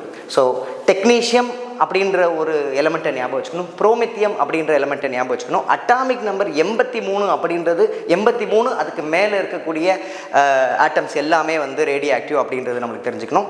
82 ஸ்டேபிளாக இருக்கிறது என்ன அப்படின்னா லெட் அப்படின்றத எக்ஸாம் பாயிண்டில் ரொம்ப தெளிவாக நம்மளுக்கு தெரியணும் அப்படின்றது தான். அடுத்ததாக ஒரு கேள்வி வருது, இயற்கையாகவே எத்தனை பொருட்கள் வந்து இந்த கதிரியக்கத்தன்மை கொண்டதாக இருக்குது அப்படின்ற ஒரு கேள்வியும் கேட்கறதுக்கான வாய்ப்பு இருக்குது. புக்கிலேயே ஒரு பாக்ஸ் எலமெண்ட்டாக கொடுத்துருக்காங்க. அதிகமாக கேட்கறதுக்கான வாய்ப்புள்ள ஒரு கேள்வி என்ன அப்படின்னு பார்த்துக்கிட்டிங்கன்னா, இயற்கையிலேயே 29 பொருட்கள் வந்து கதிரியக்கத்தன்மை கொண்டதாக இருக்குது. அதுலேயும் குறிப்பாக என்னென்ன பொருட்கள் அப்படின்னு பார்த்துக்கிட்டிங்கன்னா, ஒன்று வந்து பார்த்துக்கிட்டிங்க அப்படின்னா அருமணல் உலோகங்கள், ரேர் எர்த் மெட்டல் அப்படின்னு சொல்லுவாங்க. அருமணல் உலோகங்கள் அப்படின்னு சொல்லக்கூடிய ரேர் எர்த் மெட்டல். ஈவன் நம்ம கன்னியாகுமரி மாவட்டத்தில் பார்த்துக்கிட்டிங்க அப்படின்னா இந்த ரேர் எர்த் எக்ஸ்ட்ராக்ட் பண்ணக்கூடிய ஒரு ஃபேக்ட்ரி கூட நம்மளுக்கு இருக்குது, மணவாளக்குறிச்சி அப்படின்ற இடத்துல வந்து இருக்குது. ஸோ அங்கே வந்து பார்த்துக்கிட்டிங்க அப்படின்னா மணல்லேருந்து மோனோசைட்டு, அதுக்கப்புறம் ருட்டைல் அப்படின்ற மாதிரியான மினரல்லாம் எக்ஸ்ட்ராக்ட் பண்ணுறாங்க அப்படின்றது நம்மளுக்கு தெரியும். ஸோ இந்த 29 ரேடியோ ஆக்டிவ் இயற்கையாகவே கதிரியக்கத்தன்மை கொண்ட பொருட்கள் 29. அது எங்கே இருக்குது அப்படின்னு பார்த்தீங்கன்னா, எந்த வகையில் வருது அப்படின்னு பார்த்துக்கிட்டிங்கன்னா அருமணல் உலோகங்கள் ரேர் எர்த் எலமெண்ட் அப்படின்ற ஒரு வகையில் வருது. அதுக்கப்புறம் பார்த்துக்கிட்டிங்க அப்படின்னா இடைநிலை உலோகங்கள் டிரான்சிஷன் மெட்டல்ஸ் அப்படின்ற ஒரு கிளாசிஃபிகேஷனில் வருது. அடுத்து வந்து ஆர்டிஃபிஷியல் ரேடியோ ஆக்டிவிட்டி அப்படின்றது தான் பார்க்க போகிறோம். செயற்கை கதிர்வீச்சு அப்படின்றது இயற்கையாகவே வந்து கதிர் வீசக்கூடிய பொருட்கள் இருக்கிற மாதிரி செயற்கையாகவும் நம்மளால் இந்த கதிர்வீச்சு உடைய பொருட்களை வந்து நம்மளால் உருவாக்க முடியும். புக்கில் பார்த்துக்கிட்டிங்க அப்படின்னா 2 எக்ஸாம்பிள் கொடுத்துருக்குறாங்க. ஒன்று வந்து பார்த்துக்கிட்டிங்க அப்படின்னா போரானையும் அலுமினியமும் எப்படி வந்து செயற்கையாக கதிர் வீசக்கூடிய பொருளாக மாற்ற போகிறோம் அப்படின்ற எக்ஸாம்பிள் வந்து நம்ம கொடுத்துருக்குறாங்க. போரான் நம்மளுக்கு தெரியும். போரானில் வந்து பார்த்துக்கிட்டிங்க அப்படின்னா போரானுடைய அணுக்கருவில் பார்த்துக்கிட்டிங்க அப்படின்னா 5 புரோட்டான் இருக்கும். 5 புரோட்டான் இருந்தால் தான் நம்ம அதை வந்து போரான்னே நம்ம அந்த அணுவுக்கு போரான்னு பேர் வைப்போம். அதே மாதிரி தான் அலுமினியமும். அணுவில் அந்த அணுக்கருவில் நம்மளுக்கு வந்து 13 புரோட்டான் இருந்ததுன்னா அந்த அணுவுக்கு என்ன பேர் வைப்போம் அப்படின்னா அலுமினியம்னு பேர் வைப்போம். சரிங்களா? ஸோ இந்த பக்கம் போரான் இருக்குது, 5 புரோட்டான்கள் கொண்ட போரான் இருக்குது, இந்த பக்கம் 13 புரோட்டான்கள் கொண்ட அலுமினியம் இருக்குது. இந்த 2 எலமெண்ட்டையும் எடுத்து வச்சுக்கிறோம், இந்த 2 அணுவையும் எடுத்து வச்சுக்கிறோம். இதில் வந்து என்ன பண்ணுறாங்க அப்படின்னா ஒரு ஆல்ஃபா கதிரை கொண்டு மோத விடுறாங்க. ஆல்ஃபா கதிர்னா ஒன்றும் இல்லை, ரொம்ப சிம்பிளாக சொல்கிறேன். ஆல்ஃபா கதிர் அப்படின்றது வந்து ஹீலியம் நியூக்ளியை அப்படின்றது தான் ஆல்ஃபா கதிர். சிம்பிளாக சொல்ல போனால் ஹீலியம் நியூக்ளியை. அது என்ன ஹீலியம் நியூக்ளியை அப்படின்னு பார்த்துக்கிட்டிங்க அப்படின்னா ஒரு ஹீலியம் அணுவை எடுத்துக்கிறோம். அதில் என்ன இருக்கும் அப்படின்னு பார்த்திங்கன்னா அணுக்கரு நடுவில் இருக்கும். அணுக்கருவில் 2 புரோட்டான் இருக்கும், 2 நியூட்ரான் இருக்கும் அணுக்கருவில். வெளியில் பார்த்துக்கிட்டிங்க அந்த ஹீலியம் அணுவில் வந்து பார்த்துக்கிட்டிங்கன்னா வெளியே வந்து ஆர்பிட் இருக்கும். அந்த ஆர்பிட்டில் 2 எலக்ட்ரான் இருக்கும். சரிங்களா? இப்போ வந்து அந்த அணுவில் வெளியில் இருக்கக்கூடிய ஆர்பிட்டையும் எலக்ட்ரானையும் தூக்கிட்டோம்னா நடுவில் இருக்கக்கூடிய மையப்பகுதி அந்த நியூக்ளியஸ் மட்டும்தான் இருக்கும், அணுக்கரு மட்டும்தான் இருக்கும். இதைத்தான் வந்து ஹீலியம் நியூக்ளியை அப்படின்னு சொல்கிறோம். இதைத்தான் நம்ம என்ன சொல்கிறோம் அப்படின்னா ஆல்ஃபா பார்ட்டிக்கிள் அப்படின்னு சொல்கிறோம். இதை கொண்டு என்ன பண்ணுறாங்க அப்படின்னா போரானையும் அலுமினியத்தையும் மோத விடுறாங்க. மோத விட்ட உடனே என்ன ஆகுது அப்படின்னு பார்த்துக்கிட்டிங்க அப்படின்னா போரான ஹீலியம் நியூக்ளியை கொண்டு மோத விடும்போது ஒரு நிலைத்தன்மையற்ற ஒரு பொருள் கிரியேட் ஆகுது. அதனால என்ன ஆகுது அப்படின்னா அது நிலையற்ற தன்மை கொண்ட பொருள் இல்லையா? இது நிலைத்தன்மைக்கு எப்படி மாறுது அப்படின்னா கதிரை வெளிவிட்டு அது வந்து ஒரு நிலைத்தன்மைக்கு வந்து வருது. என்ன மாதிரியான கதிர்கள் வெளியிடுது அப்படின்னு பார்த்துக்கிட்டிங்கன்னா இங்கே ஒன்று கொடுத்துருக்காங்க, இ பாசிட்டிவ் அப்படின்னு மென்ஷன் பண்ணியிருக்காங்க. இ பாசிட்டிவ் அப்படின்னா பாசிட்ரான் அப்படின்னு அர்த்தம். அடுத்ததாக பார்த்துக்கிட்டிங்கன்னா இங்கே வி மாதிரி போட்டிருக்காங்க. வி அப்படின்னா நியூட்ரினோ அப்படின்றது அர்த்தம். அதே மாதிரி தான் அலுமினியத்தை ஹீலியம் நியூக்ளியை கொண்டு மோத விடும்போது என்ன ஆகுது அப்படின்னு பார்த்துக்கிட்டிங்கன்னா ஒரு நிலையற்ற ஒரு பொருள் கிரியேட் ஆகுது. அந்த நிலையற்ற பொருள் என்ன ஆகுது அப்படின்னா கதிரை வீசி நிலைத்தன்மை உள்ள பொருளாக மாறுது. இதுலேயும் பார்த்துக்கிட்டிங்க அப்படின்னா பாசிட்ரானும் நியூட்ரினோவும் வெளியிடுது. சரிங்களா? இதைத்தான் நம்ம என்ன சொல்கிறோம் அப்படின்னா செயற்கை கதிர்வீச்சு, ஆர்டிஃபிஷியல் ரேடியோ ஆக்டிவிட்டி அப்படின்னு சொல்கிறோம். ஸோ அடுத்ததான் நம்மளுக்கு பார்த்துக்கிட்டிங்க அப்படின்னா பெனட்ரேட்டிங் ரேடியேஷன், ஊடுருவும் கதிர்வீச்சு அப்படின்னு சொல்லிட்டு நம்ம வந்து ஒரு தலைப்பு கொடுத்துருக்குறோம். இதை எப்படி நம்ம புரிஞ்சுக்கணும் அப்படின்னா புக்கில் வந்து ஒரு கிளாசிஃபிகேஷன் கொடுத்துருக்குறாங்க. இயற்கையாக இருக்கக்கூடிய கதிர்வீச்சு, செயற்கையாக இருக்கக்கூடிய கதிர்வீச்சு. அப்போது இதில் என்ன பார்க்க போகிறோம் அப்படின்னு பார்த்துக்கிட்டிங்கன்னா இயற்கையாக இருக்கக்கூடிய கதிர்வீச்சில் என்ன மாதிரியான கதிர்கள் வெளியில் வருது, செயற்கையாக இருக்கக்கூடிய கதிர்வீச்சில் என்ன மாதிரியான கதிர்கள் வெளிவருது அப்படின்றத நம்ம பார்க்க போகிறோம். சரிங்களா? ஸோ ஃபஸ்ட்டு வந்து இதில் இயற்கை கதிரியக்கத்தில் பார்த்துக்கிட்டிங்க அப்படின்னா 3 கதிர்கள் வெளியிடுறதா சொல்லியிருக்காங்க. ஆல்ஃபா, பீட்டா, காமா கதிர்கள் வெளிவருது அப்படின்னு சொல்லியிருக்காங்க. பயப்பட வேண்டாம். ஆல்ஃபா கதிர்னா என்ன அப்படின்னு சிம்பிளாக ஈஸியாக சொல்லிட்டோம். பீட்டானா என்ன, காமானா என்ன அப்படின்றத அடுத்த ஸ்லைடை டீட்டெயில்டாக நான் வந்து அந்த டிஃபரன்ஸை சொல்ல போகிறேன். அப்போது எக்ஸாம் பாயிண்ட் ஆஃப் வியூவில் நம்ம என்ன புரிஞ்சுக்கணும் அப்படின்னா, இயற்கை கதிர்வீச்சில் பெரும்பாலும் என்ன கதிர்கள் வெளியாகும் அப்படின்னு கேள்வி கேட்டாங்க அப்படின்னா நம்ம என்ன எழுதணும் அப்படின்னா, ஆல்ஃபா கதிர்கள் வெளியில் வருது, பீட்டா கதிர்கள் வெளியில் வருது, காமா கதிர்வீச்சு நடக்குது அப்படின்ற மாதிரி சிம்பிளாக நம்ம தெரிஞ்சுக்கிட்டாலே போதுமானதான். அடுத்ததான் நம்மளுக்கு என்ன தெரியணும் அப்படின்னா, செயற்கை கதிரியக்கத்தில் என்ன மாதிரியான கதிர்வீச்சு நடக்குது அப்படின்னு பார்த்துக்கிட்டிங்க அப்படின்னா, பெரும்பாலும் நியூட்ரான்களும் பாசிட்ரான்களும் வந்து வெளிவருது அப்படின்னு சொல்லியிருக்கிறாங்க. அப்போது இயற்கையாக நடக்கக்கூடிய கதிர்வீச்சு அப்படின்னா ஆல்ஃபா, பீட்டா, காமா, சிம்பிளாக முடிஞ்சு போச்சு, டன். அடுத்து வந்து செயற்கையாக அப்படின்னு எடுத்துக்கிட்டிங்க அப்படின்னா 2 துகள்கள் தான். ஒன்று பாசிட்ரான், அதுக்கப்புறம் வந்து நியூட்ரினோ அப்படின்னு 2 இதுதான் சொல்லியிருக்கிறாங்க. இதை மட்டும் எக்ஸாம் பாயிண்ட் ஆஃப் வியூவில் ஞாபகம் வச்சுக்கிட்டா போதுமானது தான், சரிங்களா? டீட்டெயில்டாக இது உள்ளே போகணுன்னு அவசியம் இல்லை. ஸோ அடுத்ததான் பார்த்துக்கிட்டோம் அப்படின்னா, இந்த ரேடியோ ஆக்டிவிட்டி சம்பந்தமாக நமக்கு இருக்கக்கூடிய கண்டுபிடிப்புகளை வந்து நம்ம பார்க்க போகிறோம்.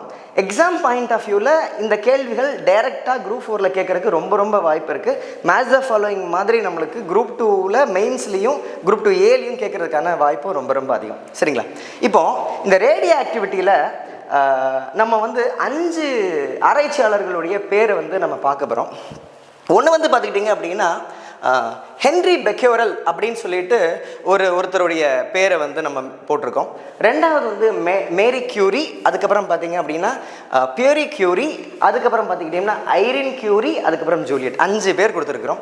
இந்த 5 பேருக்குமே பார்த்துக்கிட்டிங்க ஒரு நல்ல ஒரு சிக்னிஃபிகன்ஸ் இருக்குது. என்னன்னு பார்த்தீங்கன்னா 5 பேருமே வந்து தொடர்புடையவர்கள். இந்த 5 பேருமே பார்த்துக்கிட்டிங்க அப்படின்னா நோபல் பரிசு பெற்றவர்கள். இப்போ ஃபஸ்ட்டு என்னென்ன கண்டுபிடிச்சிருக்காங்கன்னு பார்த்துரும், அதுக்கப்புறம் வந்து எக்ஸ்ட்ரா இன்ஃபர்மேஷன் வந்து நான் சொல்கிறேன். என்ன கண்டுபிடிச்சிருக்காங்க அப்படின்னு பார்த்தீங்கன்னா, ஹென்ரி பெக்கரல் தான் வந்து ஃபஸ்ட்டு ரேடியோ ஆக்டிவிட்டி, இந்த கதிரியக்கத்தை முதல்ல கண்டுபிடிச்சது யார் அப்படின்னு பார்த்துக்கிட்டிங்கன்னா ஹென்ரி பெக்கரல் தான். அவரை வந்து ஃபாதர் ஆஃப் ரேடியோ ஆக்டிவிட்டி, கதிர்வீச்சின் தந்தை அப்படின்னு சொல்லிட்டு நம்ம அழைக்கிறோம். எப்போ கண்டுபிடிச்சாங்க அப்படின்னு பார்த்துக்கிட்டிங்கன்னா 1896 வந்து கண்டுபிடிச்சாங்க அப்படின்றது தான். அடுத்ததாக பார்த்துக்கிட்டிங்க அப்படின்னா ரொம்ப முக்கியமான சயின்டிஸ்ட்டு மேரி கியூரியும் பியூரி கியூரி. மேரி கியூரியும் அவருடைய கணவரான பியூரி கியூரி அப்படின்ற 2 பேர். அவங்க 2 பேரும் சேர்ந்து என்ன கண்டுபிடிக்கிறாங்க அப்படின்னு பார்த்துக்கிட்டிங்க அப்படின்னா பிட்ச்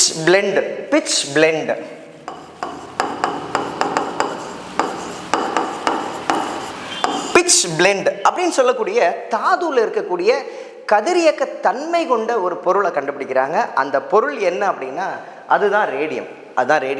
எப்போ கண்டுபிடிக்கிறாங்க அப்படின்னு பார்த்துக்கிட்டிங்கன்னா 1998 கண்டுபிடிக்கிறாங்க. அடுத்ததாக பார்த்துக்கிட்டிங்க அப்படின்னா மேரி கியூரியோட மூத்த மகள் ஐரின் கியூரி அவங்களுடைய கணவர் ஜூலியட் அப்படின்ற அவங்களுடைய கணவர், இவங்க 2 பேரும் சேர்ந்து தான் என்ன கண்டுபிடிக்கிறாங்கன்னு பார்த்துக்கிட்டிங்கன்னா 1934 இந்த ஆர்டிஃபிஷியல் ரேடியோ ஆக்டிவிட்டி, செயற்கை கதிரியக்கம் அப்படின்ற ஒரு விஷயத்தை கண்டுபிடிக்கிறாங்க. அப்போ ஃபஸ்ட்டு வந்து ஹென்ரி பெக்கரல் இருக்கிறாரு. அவருடைய ஸ்டூடெண்ட் தான் யார் அப்படின்னு பார்த்துக்கிட்டிங்கன்னா மேரி கியூரியோடைய கணவர் தான் பியரி கியூரி. அதுக்கப்புறம் பார்த்திங்க அப்படின்னா மேரி கியூரியோடைய மகள் தான் ஐரின் கியூரி. அதுக்கப்புறம் பார்த்துக்கிட்டிங்கன்னா ஐரின் கியூரியோட கணவர் தான் பார்த்துக்கிட்டிங்க அப்படின்னா இந்த ஜூலியட் அப்படின்றவங்க. ஸோ இதுலேயும் குறிப்பாக மேடம் மேரி கியூரி அப்படின்றவங்க வந்து ரொம்ப இந்த ஆராய்ச்சியில் ரொம்ப முக்கியத்துவம் வாய்ந்தவங்க. ஏன் அப்படி சொல்கிறேன் அப்படின்னா, இந்த அறிவியல் துறையில் முதல்ல நோபல் பிரைஸ் வாங்கின முதல் பெண்மணி யார் அப்படின்னு பார்த்துக்கிட்டிங்க அப்படின்னா இந்த மேரி கியூரி அப்படின்றவங்க தான். அது மட்டும் இல்லை, இதுவரையும் இருக்கிறதுலையே ஒரே ஒரு பெண்மணி தான் 2 தடவை நோபல் பரிசு பெற்றிருக்கிறாங்க. அதுவும் யார், அந்த சிறப்பும் யாருக்கு அப்படின்னு பார்த்துக்கிட்டிங்க அப்படின்னா மேரி கியூரி அவங்களுக்கு தான். அதுலேயும் குறிப்பாக இன்னொரு சிறப்பம்சம் என்ன அப்படின்னு பார்த்துக்கிட்டிங்க அப்படின்னா, ஒரு நோபல் பரிசை இயற்பியலுக்கு வாங்கியிருக்கிறாங்க, இன்னொரு நோபல் பரிசை வேதியியலுக்கு வாங்கியிருக்கிறாங்க அப்படின்றது ஒரு additional information. One of the very important unavoidable scientist, தவிர்க்க முடியாத ஆராய்ச்சியாளர் அப்படின்னு தான் வந்து மேரி கியூரியை வந்து நம்ம சொல்லணும். அடுத்து நம்ம என்ன பார்க்க போகிறோம் அப்படின்னு பார்த்துக்கிட்டிங்க அப்படின்னா ஆல்ஃபா, பீட்டா, காமா கதிர்வீச்சுனா என்ன அப்படின்னு பார்க்க போகிறோம். ஃபஸ்ட்டு அதை தெரிஞ்சுக்கிறதுக்கு நம்ம என்ன பார்க்கணும் அப்படின்னா, ஆல்ஃபா கதிர்வீச்சுனா என்ன, பீட்டா கதிர்வீச்சுனா என்ன, காமா கதிர்வீச்சுனா என்ன அப்படின்னு சொல்லிட்டு ஃபஸ்ட்டு தெரிஞ்சுக்கணும். ஸோ ஃபஸ்ட்டு வந்து ஆல்ஃபா அப்படின்னு எடுத்துக்கிட்டோம் அப்படின்னா, ஏற்கனவே நான் சொல்லியிருக்கிறேன், நம்ம பார்த்துருக்குறோம். ஆல்ஃபா அப்படின்றதுனா என்னென்னா, ஆல்ஃபா கதிர்வீச்சு அப்படின்னா ஹீலியம் நியூக்ளி அப்படின்னு சொல்லிட்டு சொல்லியிருக்கிறோம். இப்போ இது எப்படி புரிஞ்சுக்கணும் அப்படின்னா, நம்மளுக்கு தெரியும் ஒரு அணு எடுத்துக்கிட்டோம். அணுவில் அணுக்கருவில் பார்த்துக்கிட்டிங்க அப்படின்னா 2 புரோட்டான் இருக்குது, 2 நியூட்ரான் இருக்குது, இந்த மாதிரி இருக்குது. அதுக்கப்புறம் பார்த்துக்கிட்டிங்க அப்படின்னா வெளியில் ஆர்பிட் இருக்குது, ஆர்பிட்டில் 2 எலக்ட்ரான் இருக்குது. இப்போது அணுக்கருவில் 2 புரோட்டான் இருக்குது. அப்போது 2 புரோட்டான் இருக்கக்கூடிய அணுவை தான் நம்ம என்ன சொல்லுவோம் அப்படின்னா, நம்ம வந்து ஹீலியம் அப்படின்னு சொல்லுவோம். அப்போது அணு கருவில் வந்து 2 புரோட்டான் இருக்குது, 2 நியூட்ரான் இருக்குது, வெளியில் அதுக்கு இணையான புரோட்டானுக்கு இணையான 2 எலக்ட்ரான் இருக்குது. அப்படி இருந்தால் தான் வந்து இது வந்து மின்சுமை அற்றதா நியூட்ரலாக இருக்கும் அப்படின்றத நம்ம ஃபஸ்ட்டு ஆட்டமுடைய டெஃபினிஷனில் நம்ம பார்த்தோம். சரிங்களா? இப்போது என்ன பண்ணுறோம் அப்படின்னா, இந்த வெளியில் இருக்கக்கூடிய ஆர்பிட்டையும் எலக்ட்ரானையும் ரிமூவ் பண்ணுறோம். வெளியில் இருக்கக்கூடிய எலக்ட்ரானையும் இந்த ஆர்பிட்டையும் நீக்கிடுறோம். நீக்கிட்டா என்ன இருக்கும் அப்படின்னா, உள்ளே இருக்கக்கூடிய நியூக்ளியஸ் மட்டும்தான் இருக்கும், அணுக்கரு மட்டும்தான் இருக்கும். இதைத்தான் நம்ம என்ன சொல்கிறோம் அப்படின்னா ஹீலியம் அணுக்கரு, ஹீலியம் நியூக்ளியஸ். இந்த ஹீலியம் நியூக்ளியஸை தான் நம்ம என்ன சொல்கிறோம் அப்படின்னா ஆல்ஃபா பார்ட்டிக்கல், ஆல்ஃபா கதிர்வீச்சு அப்படின்னு சொல்கிறோம். இதுதான் வந்து ஃபஸ்ட்டு நம்ம தெரிஞ்சுக்கணும். ரெண்டாவதாக பார்த்துக்கிட்டிங்க அப்படின்னா பீட்டா கதிர்வீச்சு. பீட்டா கதிர்வீச்சுனா என்னென்னா ரொம்ப ஈஸி, அவ்வளோ தூரத்துக்கு காம்ப்ளிகேட் பண்ணிக்க வேண்டாம், ரொம்ப ஈஸியான விஷயம் தான். எலக்ட்ரான் ஒரே ஒரு எலக்ட்ரானை வெளியிடுது அப்படின்னா அந்த எலக்ட்ரான் தான் நம்ம என்ன சொல்கிறோம் அப்படின்னா பீட்டா கதிர்வீச்சு அப்படின்னு சொல்கிறோம். மூணாவதாக இருக்கிறது வந்து காமா கதிர்வீச்சு, காமா அப்படின்னு சொல்லுவோம். காமா, இந்த காமா கதிர்வீச்சில் எந்த துகள்களும் வெளியில் வரதில்லை. ஸோ ஆல்ஃபாவில் வர மாதிரி நம்மளுக்கு ஹீலியம் நியூக்ளியை வெளிவரதோ, பீட்டா கதிர்வீச்சில் வர மாதிரி எலக்ட்ரான் வெளிவரதோ வர மாதிரி வரவே வராது. இந்த இடத்துல என்ன நடக்குது அப்படின்னு பார்த்துக்கிட்டிங்க அப்படின்னா ஒளி வெளிவருது. ஒளி அப்படின்னா இதை வந்து நம்ம வந்து எப்படி சொல்லணும் அப்படின்னா மின்காந்த அலைகள் வெளிவருது, எலக்ட்ரோ மேக்னெட்டிக் வேவ்ஸ் வந்து வெளியில் வருது அப்படின்னு சொல்லணும். எலக்ட்ரோ மேக்னெட்டிக் வேவ்ஸ் அப்படின்னு சொல்லணும். அப்போது எக்ஸாமில் நல்லா புரிஞ்சுக்கணும், அதோடைய வேறுபாடை நம்ம புரிஞ்சு எழுதிக்கணும். இப்போ ஆல்ஃபானாலும் பீட்டானாலும் ஒரு துகள் வெளியில் வருது, ஆனால் காமாவில் துகள்களாக வெளியில் வரல, லைட்டாக வெளியில் வருது, எலக்ட்ரோ மேக்னெட்டிக் வேவ்ஸாக மின்காந்த அலைகளாக வெளியில் வருது அப்படின்றத இந்த பேசிக்கான கான்செப்டை நம்ம வந்து புரிஞ்சு வச்சுக்கணும். இதைத்தான் வந்து நம்ம என்ன சொல்கிறோம் அப்படின்னா ஆல்ஃபா, பீட்டா, காமா அப்படின்ட்டு நம்ம வந்து சொல்கிறோம். சரிங்களா? அடுத்ததான் நம்ம என்ன பார்க்கணும் அப்படின்னா இதோடைய மின்சுமை என்ன அப்படின்னு தெரிஞ்சுக்கிட்டோம் அப்படின்னா மின்சுமை. இப்போ ஆல்ஃபா அப்படின்னு எடுத்துக்கிட்டோம் அப்படின்னா நம்மளுக்கு தெரியும் ஹீலியம் உடைய அணுக்கரு. அப்போது அதில் வந்து நம்மளுக்கு தெரியும் அணுக்கரில் என்ன இருக்கும், 2 புரோட்டான் இருக்கும், 2 நியூட்ரான் இருக்கும். நியூட்ரானுக்கு மின்சுமை இல்லை அப்படின்றது தெரியும். புரோட்டானுக்கு வந்து பாசிட்டிவ் சார்ஜ் இருக்கிறது நம்ம தெரியும். அப்போது இதுக்கு என்ன இருக்கும் அப்படின்னா பாசிட்டிவ் சார்ஜ் இருக்கும். ஸோ ஆல்ஃபா வந்து பாசிட்டிவ்லி சார்ஜ்டு பார்ட்டிக்கல். அப்போ மின்சுமை என்ன, சார்ஜ் என்ன அப்படின்னு கேட்டாங்கன்னா நம்ம எப்படி எழுதணும் அப்படின்னா ஆல்ஃபா கதிர்வீச்சில் பாசிட்டிவ் சார்ஜ் இருக்கும் அப்படின்னு எழுதணும். பீட்டாவில் கேட்டாங்க அப்படின்னா நம்மளுக்கு தெரியும் எலக்ட்ரானை வெளிவிடுது அப்படின்றதால நம்மளுக்கு என்ன தெரியணும், நெகட்டிவ்லி சார்ஜ்டு அப்படின்றது நம்மளுக்கு தெரியணும். எக்ஸ்ட்ராவாக ஒரு இன்ஃபர்மேஷன் சொல்கிறேன். இது வந்து பெரும்பாலும் எலக்ட்ரானை வெளிவிடும், எலக்ட்ரான் இல்லாமல் பாசிட்ரான்களை வெளியிடுறத கூட நம்ம என்ன சொல்லுவோம் அப்படின்னா பீட்டா ரேடியேஷன் அப்படின்னு தான் சொல்லுவோம். அந்த கான்செப்டுக்குள்ளே நம்ம போக வேண்டாம், புக்கில் என்ன இருக்கோ அதை மட்டும் பார்த்துக்கலாம். ஸோ புக்கில் என்ன கொடுத்துருப்பாங்க அப்படின்னா பீட்டா கதிர்வீச்சுனா எலக்ட்ரானை வெளியிடுது, நெகட்டிவ்லி சார்ஜ் அப்படின்னு சிம்பிளாக முடிச்சிருப்பாங்க. சரிங்களா? மூணாவதாக பார்த்துக்கிட்டிங்க அப்படின்னா காமா கதிர்வீச்சு. காமா கதிர்வீச்சு வந்து பார்த்துக்கிட்டிங்க அப்படின்னா சார்ஜ் எதுவுமே இல்லை, மின்சுமை அற்றதாக இருக்குது. ஏன் அப்படின்னா இது வந்து லைட் பார்ட்டிக்கல் தான், எலக்ட்ரோ மேக்னெட்டிக் வேவ்ஸ் தான், சார்ஜஸ் எதுவுமே இல்லை, அதனால் எந்த சார்ஜுமே இல்லை அப்படின்றத நம்ம புரிஞ்சுக்கணும். அப்போது நம்மளுக்கு என்ன தெரிஞ்சிச்சுன்னா ஆல்ஃபானா என்ன, பீட்டானா என்ன, காமானா என்ன அப்படின்ற ஐடியா ஃபஸ்ட்டு தெரிஞ்சிருச்சு. அடுத்ததாக பார்த்துக்கிட்டிங்கன்னா அதோடைய மின்சுமை என்ன அப்படின்ற ஐடியாவும் தெரிஞ்சிருச்சு.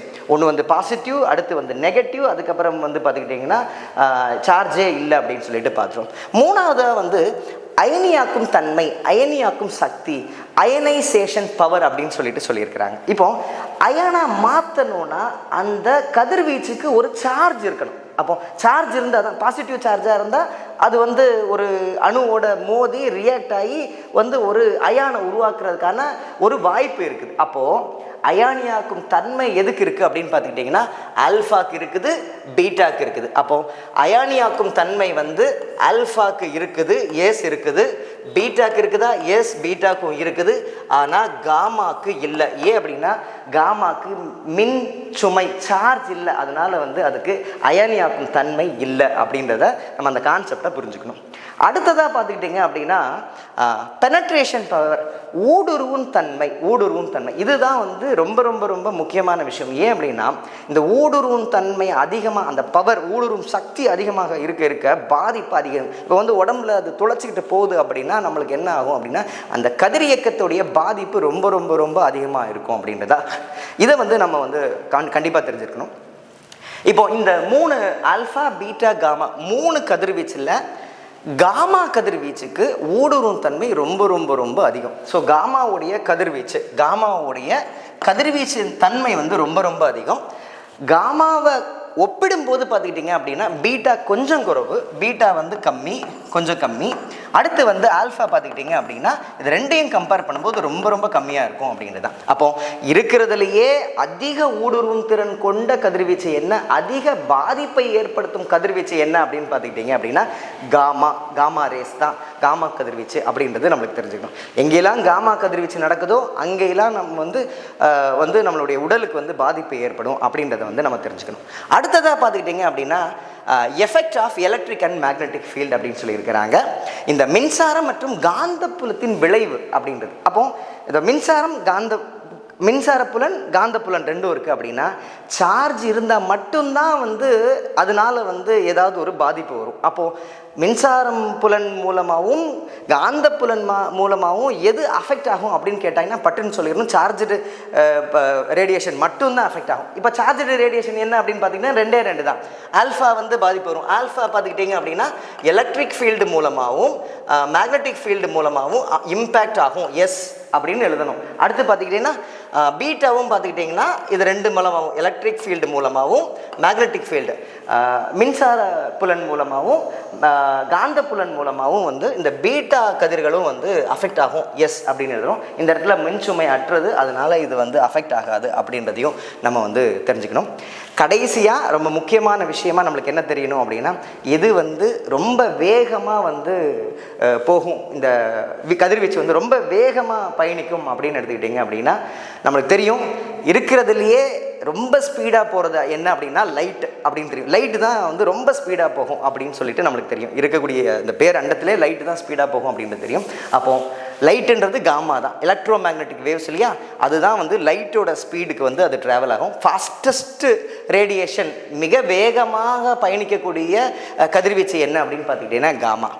அதை விட இப்போது லைட் வந்து 100% 100 கிலோமீட்டர் ஸ்பீடில் போகுது அப்படின்னு ஒரு எக்ஸாம்பிள், 100 அளவில் போகுது அப்படின்னா 90 அளவில் போகக்கூடியது பீட்டா. கொஞ்சம் 90%, அதிலிருந்து கம்பேர் பண்ணும்போது ஒப்பிடும்போது 90. அதுக்கப்புறம் பார்த்துக்கிட்டிங்கன்னா அந்த காமாவை கம்பேர் பண்ணும்போது ஆல்ஃபா வந்து 10% தான் வந்து ஸ்பீடில் வந்து ட்ராவல் பண்ணும் அப்படின்னா, அப்போ ரொம்ப ஸ்பீடாக போகிறது காமா, அதை விட கொஞ்சம் ஸ்லோவாக போகிறது பீட்டா, ரொம்ப ஸ்லோவாக போகிறது அப்படின்னு எடுத்துக்கிட்டிங்கன்னா நம்மளுக்கு ஆல்ஃபா. ஸோ இந்த மாதிரி ஆல்ஃபா பீட்டா காமாவுடைய தன்மையை வந்து அதோடைய டிஃப்ரென்ஸ், ஒன்றுக்கு ஒன்று இருக்கக்கூடிய வேறுபாடுகளை நம்ம கண்டிப்பாக தெரிஞ்சுக்கணும். எக்ஸாம் பாயிண்டில் ரொம்ப சிம்பிளான ஸ்டேட்மெண்ட்டாக கேட்கறதுக்கான வாய்ப்பு இருக்குது. ஸோ இன்றைக்கி நம்ம வந்து கிளாஸஸ் வந்து கம்ப்ளீட் பண்ணிட்டோம்.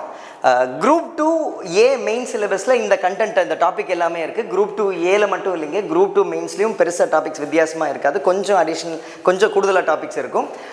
இந்த எல்லா டாப்பிக்கையும் நம்ம என்ன பண்ணியிருக்கோம் அப்படின்னா 6ஆக பிரிச்சிருக்கிறோம், 6 சப்டாபிக்ஸாக பிரிச்சிருக்கிறோம். அதில் ஃபஸ்ட்டு டாபிக் என்ன அப்படின்னு பார்த்துக்கிட்டிங்கன்னா ஃபிசிக்ஸ் அண்ட் அப்ளைடு சயின்ஸ் அப்படின்னு சொல்லக்கூடிய இயற்பியல் மற்றும் பயன்பாட்டு இயற்பியல் அப்படின்ற டாப்பிக்கில் அதை என்ன பண்ணியிருக்கோம் அப்படின்னா நம்ம வந்து 4ஆக வந்து மறுபடியும் பிரிச்சிருக்கிறோம், சரிங்களா, எளிமையாக்குறதுக்காக. அந்த 4 டாப்பிக்கில் ஃபஸ்ட்டு டாபிக் தான் என்னன்னு பார்த்துக்கிட்டிங்க அப்படின்னா நியூக்ளியர் டெக்னாலஜி அப்படின்னு சொல்லி கூட அணு தொழில்நுட்பம் அப்படின்றது. இந்த அணு தொழில்நுட்பத்தில் இன்றைக்கி என்ன பார்த்துருக்கோம் அப்படின்னு பார்த்துக்கிட்டிங்க அப்படின்னா ஃபஸ்ட்டு 3 டாபிக் வந்து கம்ப்ளீட் பண்ணிட்டோம். ஸோ ஃபஸ்ட்டு நம்ம என்ன பார்த்தோம் அப்படின்னு பார்த்துக்கிட்டிங்கன்னா ஆட்டம் அண்ட் இட்ஸ் பேசிக்ஸ், அணு மற்றும் அதன் அடிப்படைகள் அப்படின்ற ஃபஸ்ட்டு டாபிக் பார்த்தோம். அதுலேயும் குறிப்பாக அந்த டாபிக் வந்து ரொம்ப டீட்டெயில்டாக எக்ஸ்பிளைன் பண்ணியிருந்தோம். அதில் ஆட்டம்னா என்ன, ஆட்டம் அந்த அணுவுடைய அமைப்பு என்ன, ஐசோடோப்புகள்னா என்ன, அயானிகள்னா என்ன, அதில் இருக்கக்கூடிய கண்டுபிடிப்புகள் என்ன, அணு என்ன, நிறை என்ன அப்படின்னு சொல்லிட்டு கம்ப்ளீட்டாக நம்ம வந்து இன் அண்ட் அவுட்டு நம்ம வந்து எக்ஸாம் பாயிண்டில் வந்து டிஸ்கஸ் பண்ணியிருந்தோம். அடுத்ததாக பார்த்துக்கிட்டிங்க அப்படின்னா radio activity and it's basics அப்படின்ற 2வது டாப்பிக்குமே வந்து நம்ம கம்ப்ளீட்டாக வந்து நம்ம கவர் பண்ணியிருந்தோம். ஸோ அதில் வந்து ரேடியோ ஆக்டிவிட்டி கதிரியக்கம்னா என்ன, எதனால் நடக்குது, நிலைத்தன்மையற்ற அணுக்கருனா என்ன அப்படின்ற மாதிரி பார்த்தோம். அது எதனால் வந்து அணுக்கருக்களை வெளியிடுது அப்படின்ற மாதிரி டீட்டெயில்டாக பார்த்தோம். அடுத்ததான் நம்ம என்ன பார்த்தோம் அப்படின்னா ஆல்ஃபா பீட்டா காமா அப்படின்ற கதிர்வீச்சு என்ன, அதோடைய வேறுபாடுகள், குறிப்பாக வந்து ஒரு டேபிள் மாதிரி போட்டு அதோடைய வேறுபாடுகள் என்ன அப்படின்றத கம்ப்ளீட்டாக இன்றைக்கி வந்து நம்ம டிஸ்கஸ் பண்ணிட்டோம். ஸோ இன்றைக்கி நம்ம என்ன பண்ணியிருக்கோம் அப்படின்னா இந்த 3 டாப்பிக்குமே வந்து கம்ப்ளீட்டாக நம்ம வந்து முடிச்சிட்டோம். சரிங்களா? அடுத்ததாக நம்ம என்ன பண்ண போகிறோம் அப்படின்னா வரக்கூடிய வியாழக்கிழமை காலையில் 10 மணிக்கு ஷார்ப்பாக நம்ம என்ன பண்ண போகிறோம்னா 2வது வீடியோ, இந்த நியூக்ளியர் டெக்னாலஜியில் 2வது வீடியோ வந்து நம்ம கொடுக்க போகிறோம். அதில் என்னென்ன டாபிக் கவர் பண்ண போகிறோம் அப்படின்னு பார்த்துக்கிட்டிங்க அப்படின்னா இந்த 2 டாபிக் தான். 4வது டாப்பிக்கும் 5வது டாப்பிக்கும் கவர் பண்ண போகிறோம். Nuclear fission and nuclear fusion அப்படின்ற ரொம்ப கான்செப்ட்ஸ், பேசிக்கான கான்செப்ட்ஸ், எக்ஸாமுக்கு ரிலேட்டடாக ரிலவெண்ட்டாக இருக்கக்கூடிய பேசிக்கான கான்செப்ட்ஸ் வந்து நம்ம கவர் பண்ண போகிறோம். அது மட்டும் இல்லை, நம்ம என்ன பண்ண போகிறோம் அப்படின்னா nuclear reactor and it's components, அணு உலை மற்றும் அதன் கூறுகள். இது வந்து ரொம்ப ரொம்ப முக்கியம். ஏன் அப்படின்னு பார்த்துக்கிட்டிங்க அப்படின்னா டிஎன்பிஎஸ்சி எக்ஸாம்ஸில் மட்டும் இல்லாமல் யூபிஎஸ்சிலையும் ரிப்பீட்டடாக கேட்கக்கூடிய கேள்விகள். அப்போது வியாழக்கிழமை நம்ம என்ன பார்க்க போகிறோம் அப்படின்னா இந்த 4வது டாப்பிக்கும் 5வது டாப்பிக்கும் நம்ம வந்து கவர் பண்ண போகிறோம். கடைசியாக இருக்கக்கூடிய 4 டாபிக், இந்த 6லேருந்து 9 வரையும் இருக்கக்கூடிய டாபிக்ஸ் நம்ம என்ன பண்ண போகிறோம் அப்படின்னா சனிக்கிழமை காலையில் 10 மணிக்கு நம்ம என்ன பண்ண போகிறோம் ஷார்ப்பாக 3வது பார்ட், இந்த நியூக்ளியர் டெக்னாலஜியோட 3வது பார்ட் வீடியோ இருக்கும். அதில் கம்ப்ளீட்டாக நம்ம எல்லா டாப்பிக்குமே கவர் பண்ண போகிறோம். அதுலேயும் குறிப்பாக இந்த நியூக்ளியர் ரியாக்டர் இன் இந்தியா, இந்தியாவில் உள்ள அணு உலைகள் அப்படின்ற டாப்பிக்கில் நம்ம என்ன பண்ண போகிறோம் அப்படின்னா அணு உலைகள் மட்டும் பார்க்க போகிறதில்ல, இப்போ இருக்கக்கூடிய அணு உலைகள், அதுக்கப்புறமா புதுசாக கட்டுமானத்தில் இருக்கக்கூடிய அணு உலைகள், அதில் எந்த மாதிரியான அணு உலைகள் இருக்குது, ஏன் அந்த மாதிரியான உலைகள் இருக்குது, அதோடைய அடிப்படையாக பார்த்துக்கிட்டோம் அப்படின்னா நம்ம இந்தியாவில் இருக்கக்கூடிய யுரேனியத்தோடைய இருப்பு, தோரியத்தோடைய இருப்பு, அதுக்கப்புறம் 3 நிலைகளாக நம்ம வந்து எப்படி வந்து இந்த அணுசக்தி தயாரிப்பை வந்து 3 நிலைகளாக வந்து கொண்டு போகணும் அப்படின்னு ஹோமி பாபா சொன்ன கம்ப்ளீட்டான டீட்டெயில் எல்லாத்தையும் இன்க்ளூட் பண்ணி நம்ம அதில் கொடுத்துருக்குறோம். அது மட்டும் இல்லை, அடுத்ததான் நம்ம என்ன பண்ணியிருக்கோம் அப்படின்னா யூசஸ் ஆஃப் ரேடியோ ஆக்டிவிட்டி, கதிரியக்கத்தின் பயன்பாடுகள் அப்படின்னு சொல்லிட்டு எக்ஸாம் பாயிண்டில் ஒரு கண்டென்ட் கொடுத்துருக்குறோம். இதுக்கு முன்னாடி இந்த டாப்பிக்லேருந்து கேள்வி கேட்டிருக்காங்க. இனிமேல் வரக்கூடிய டாபிக் எது அப்படின்றதையும் அந்த வீடியோவில் நம்ம கொடுத்துருக்குறோம். அதுக்கப்புறம் பார்த்துக்கிட்டிங்க அப்படின்னா இந்தியாவில் செய்யப்பட்ட அணு ஆயுத சோதனை மற்றும் நம்ம என்ன பார்க்க போகிறோம் அப்படின்னா அணு ஆற்றல் மிஷன் 2047 அப்படின்ற கரண்ட் அஃபேர்ஸ் டாப்பிக்கும் நம்ம வந்து சனிக்கிழமை வரக்கூடிய கிளாஸில் கொடுக்க போகிறோம். இது மட்டும் இல்லை, நம்ம என்ன பண்ண போகிறோம் அப்படின்னு பார்த்துக்கிட்டிங்க அப்படின்னா வரக்கூடிய ஞாயிற்றுக்கிழமை கம்ப்ளீட் இந்த 9 தலைப்புகளில் இருக்கக்கூடிய எல்லா டாபிக்ஸையுமே நம்ம என்ன பண்ண போகிறோம் இன்க்ளூட் பண்ணி ஒரு டெஸ்ட்டு கண்டக்ட் பண்ண போகிறோம். ஷார்ப்பாக 10 மணிக்கு வந்து நம்ம வந்து டெஸ்ட் வந்து கண்டக்ட் பண்ண போகிறோம் அப்படின்னு தான். இந்த டெஸ்ட்டுக்கு எப்படி ப்ரிப்பேர் பண்ணுறது, எப்படி அட்டென்ட் பண்ணுறது அப்படின்னு கேட்டிங்கன்னா நம்மளுடைய டிஸ்கிரிப்ஷனில், வீடியோ டிஸ்கிரிப்ஷனில் ஒரு டெலிகிராம் லிங்க் இருக்குது. அந்த டெலிகிராம் லிங்க்கை நம்ம குரூப்பில் ஜாயின் பண்ணிக்கங்க. வீடியோ கம்ப்ளீட்டாக என்ன பண்ணுவோம் அப்படின்னா இந்த நம்ம நடத்தக்கூடிய எல்லா கண்டென்ட்டுமே மெட்டீரியலாக, ஃப்ரீ மெட்டீரியலாக, காம்ப்ரிஹென்சிவ் மெட்டீரியலாக அந்த குரூப்பில் அப்லோட் பண்ணிடுவோம். இன்றைக்கி ஒரு மெட்டீரியல் கொடுத்துருவோம், வியாழக்கிழமை ஒரு மெட்டீரியல் கொடுத்துருவோம், சனிக்கிழமை ஒரு மெட்டீரியல் கொடுத்துருவோம், ஞாயிற்றுக்கிழமை 10 மணிக்கு டெஸ்ட்டு லிங்க் கொடுத்துருவோம். ஜாயின் பண்ணி டெஸ்ட் எழுதி பாருங்கள் அப்படின்றது தான். டெஸ்ட் கொஷின்ஸ் எல்லாமே பார்த்துக்கிட்டிங்க அப்படின்னா கண்டென்ட் எல்லாமே யூபிஎஸ்சி ஸ்டாண்டர்டில் இருக்கும். அதை வடிவமைச்சிருக்கிற அந்த டெம்ப்ளேட் பார்த்துக்கிட்டிங்க அப்படின்னா டிஎன்பிஎஸ்சி குரூப் 2A ஸ்டாண்டர்டில் இருக்கும். ஸோ அதில் எப்படி இருக்கோ அதே மாதிரி உங்களுக்கு வந்து பார்த்துக்கிட்டிங்க அப்படின்னா ஆக்சுவலாக எப்படி எக்ஸாம் இருக்குமோ அதே ஃபீல் வந்து உங்களுக்கு இருக்கும்.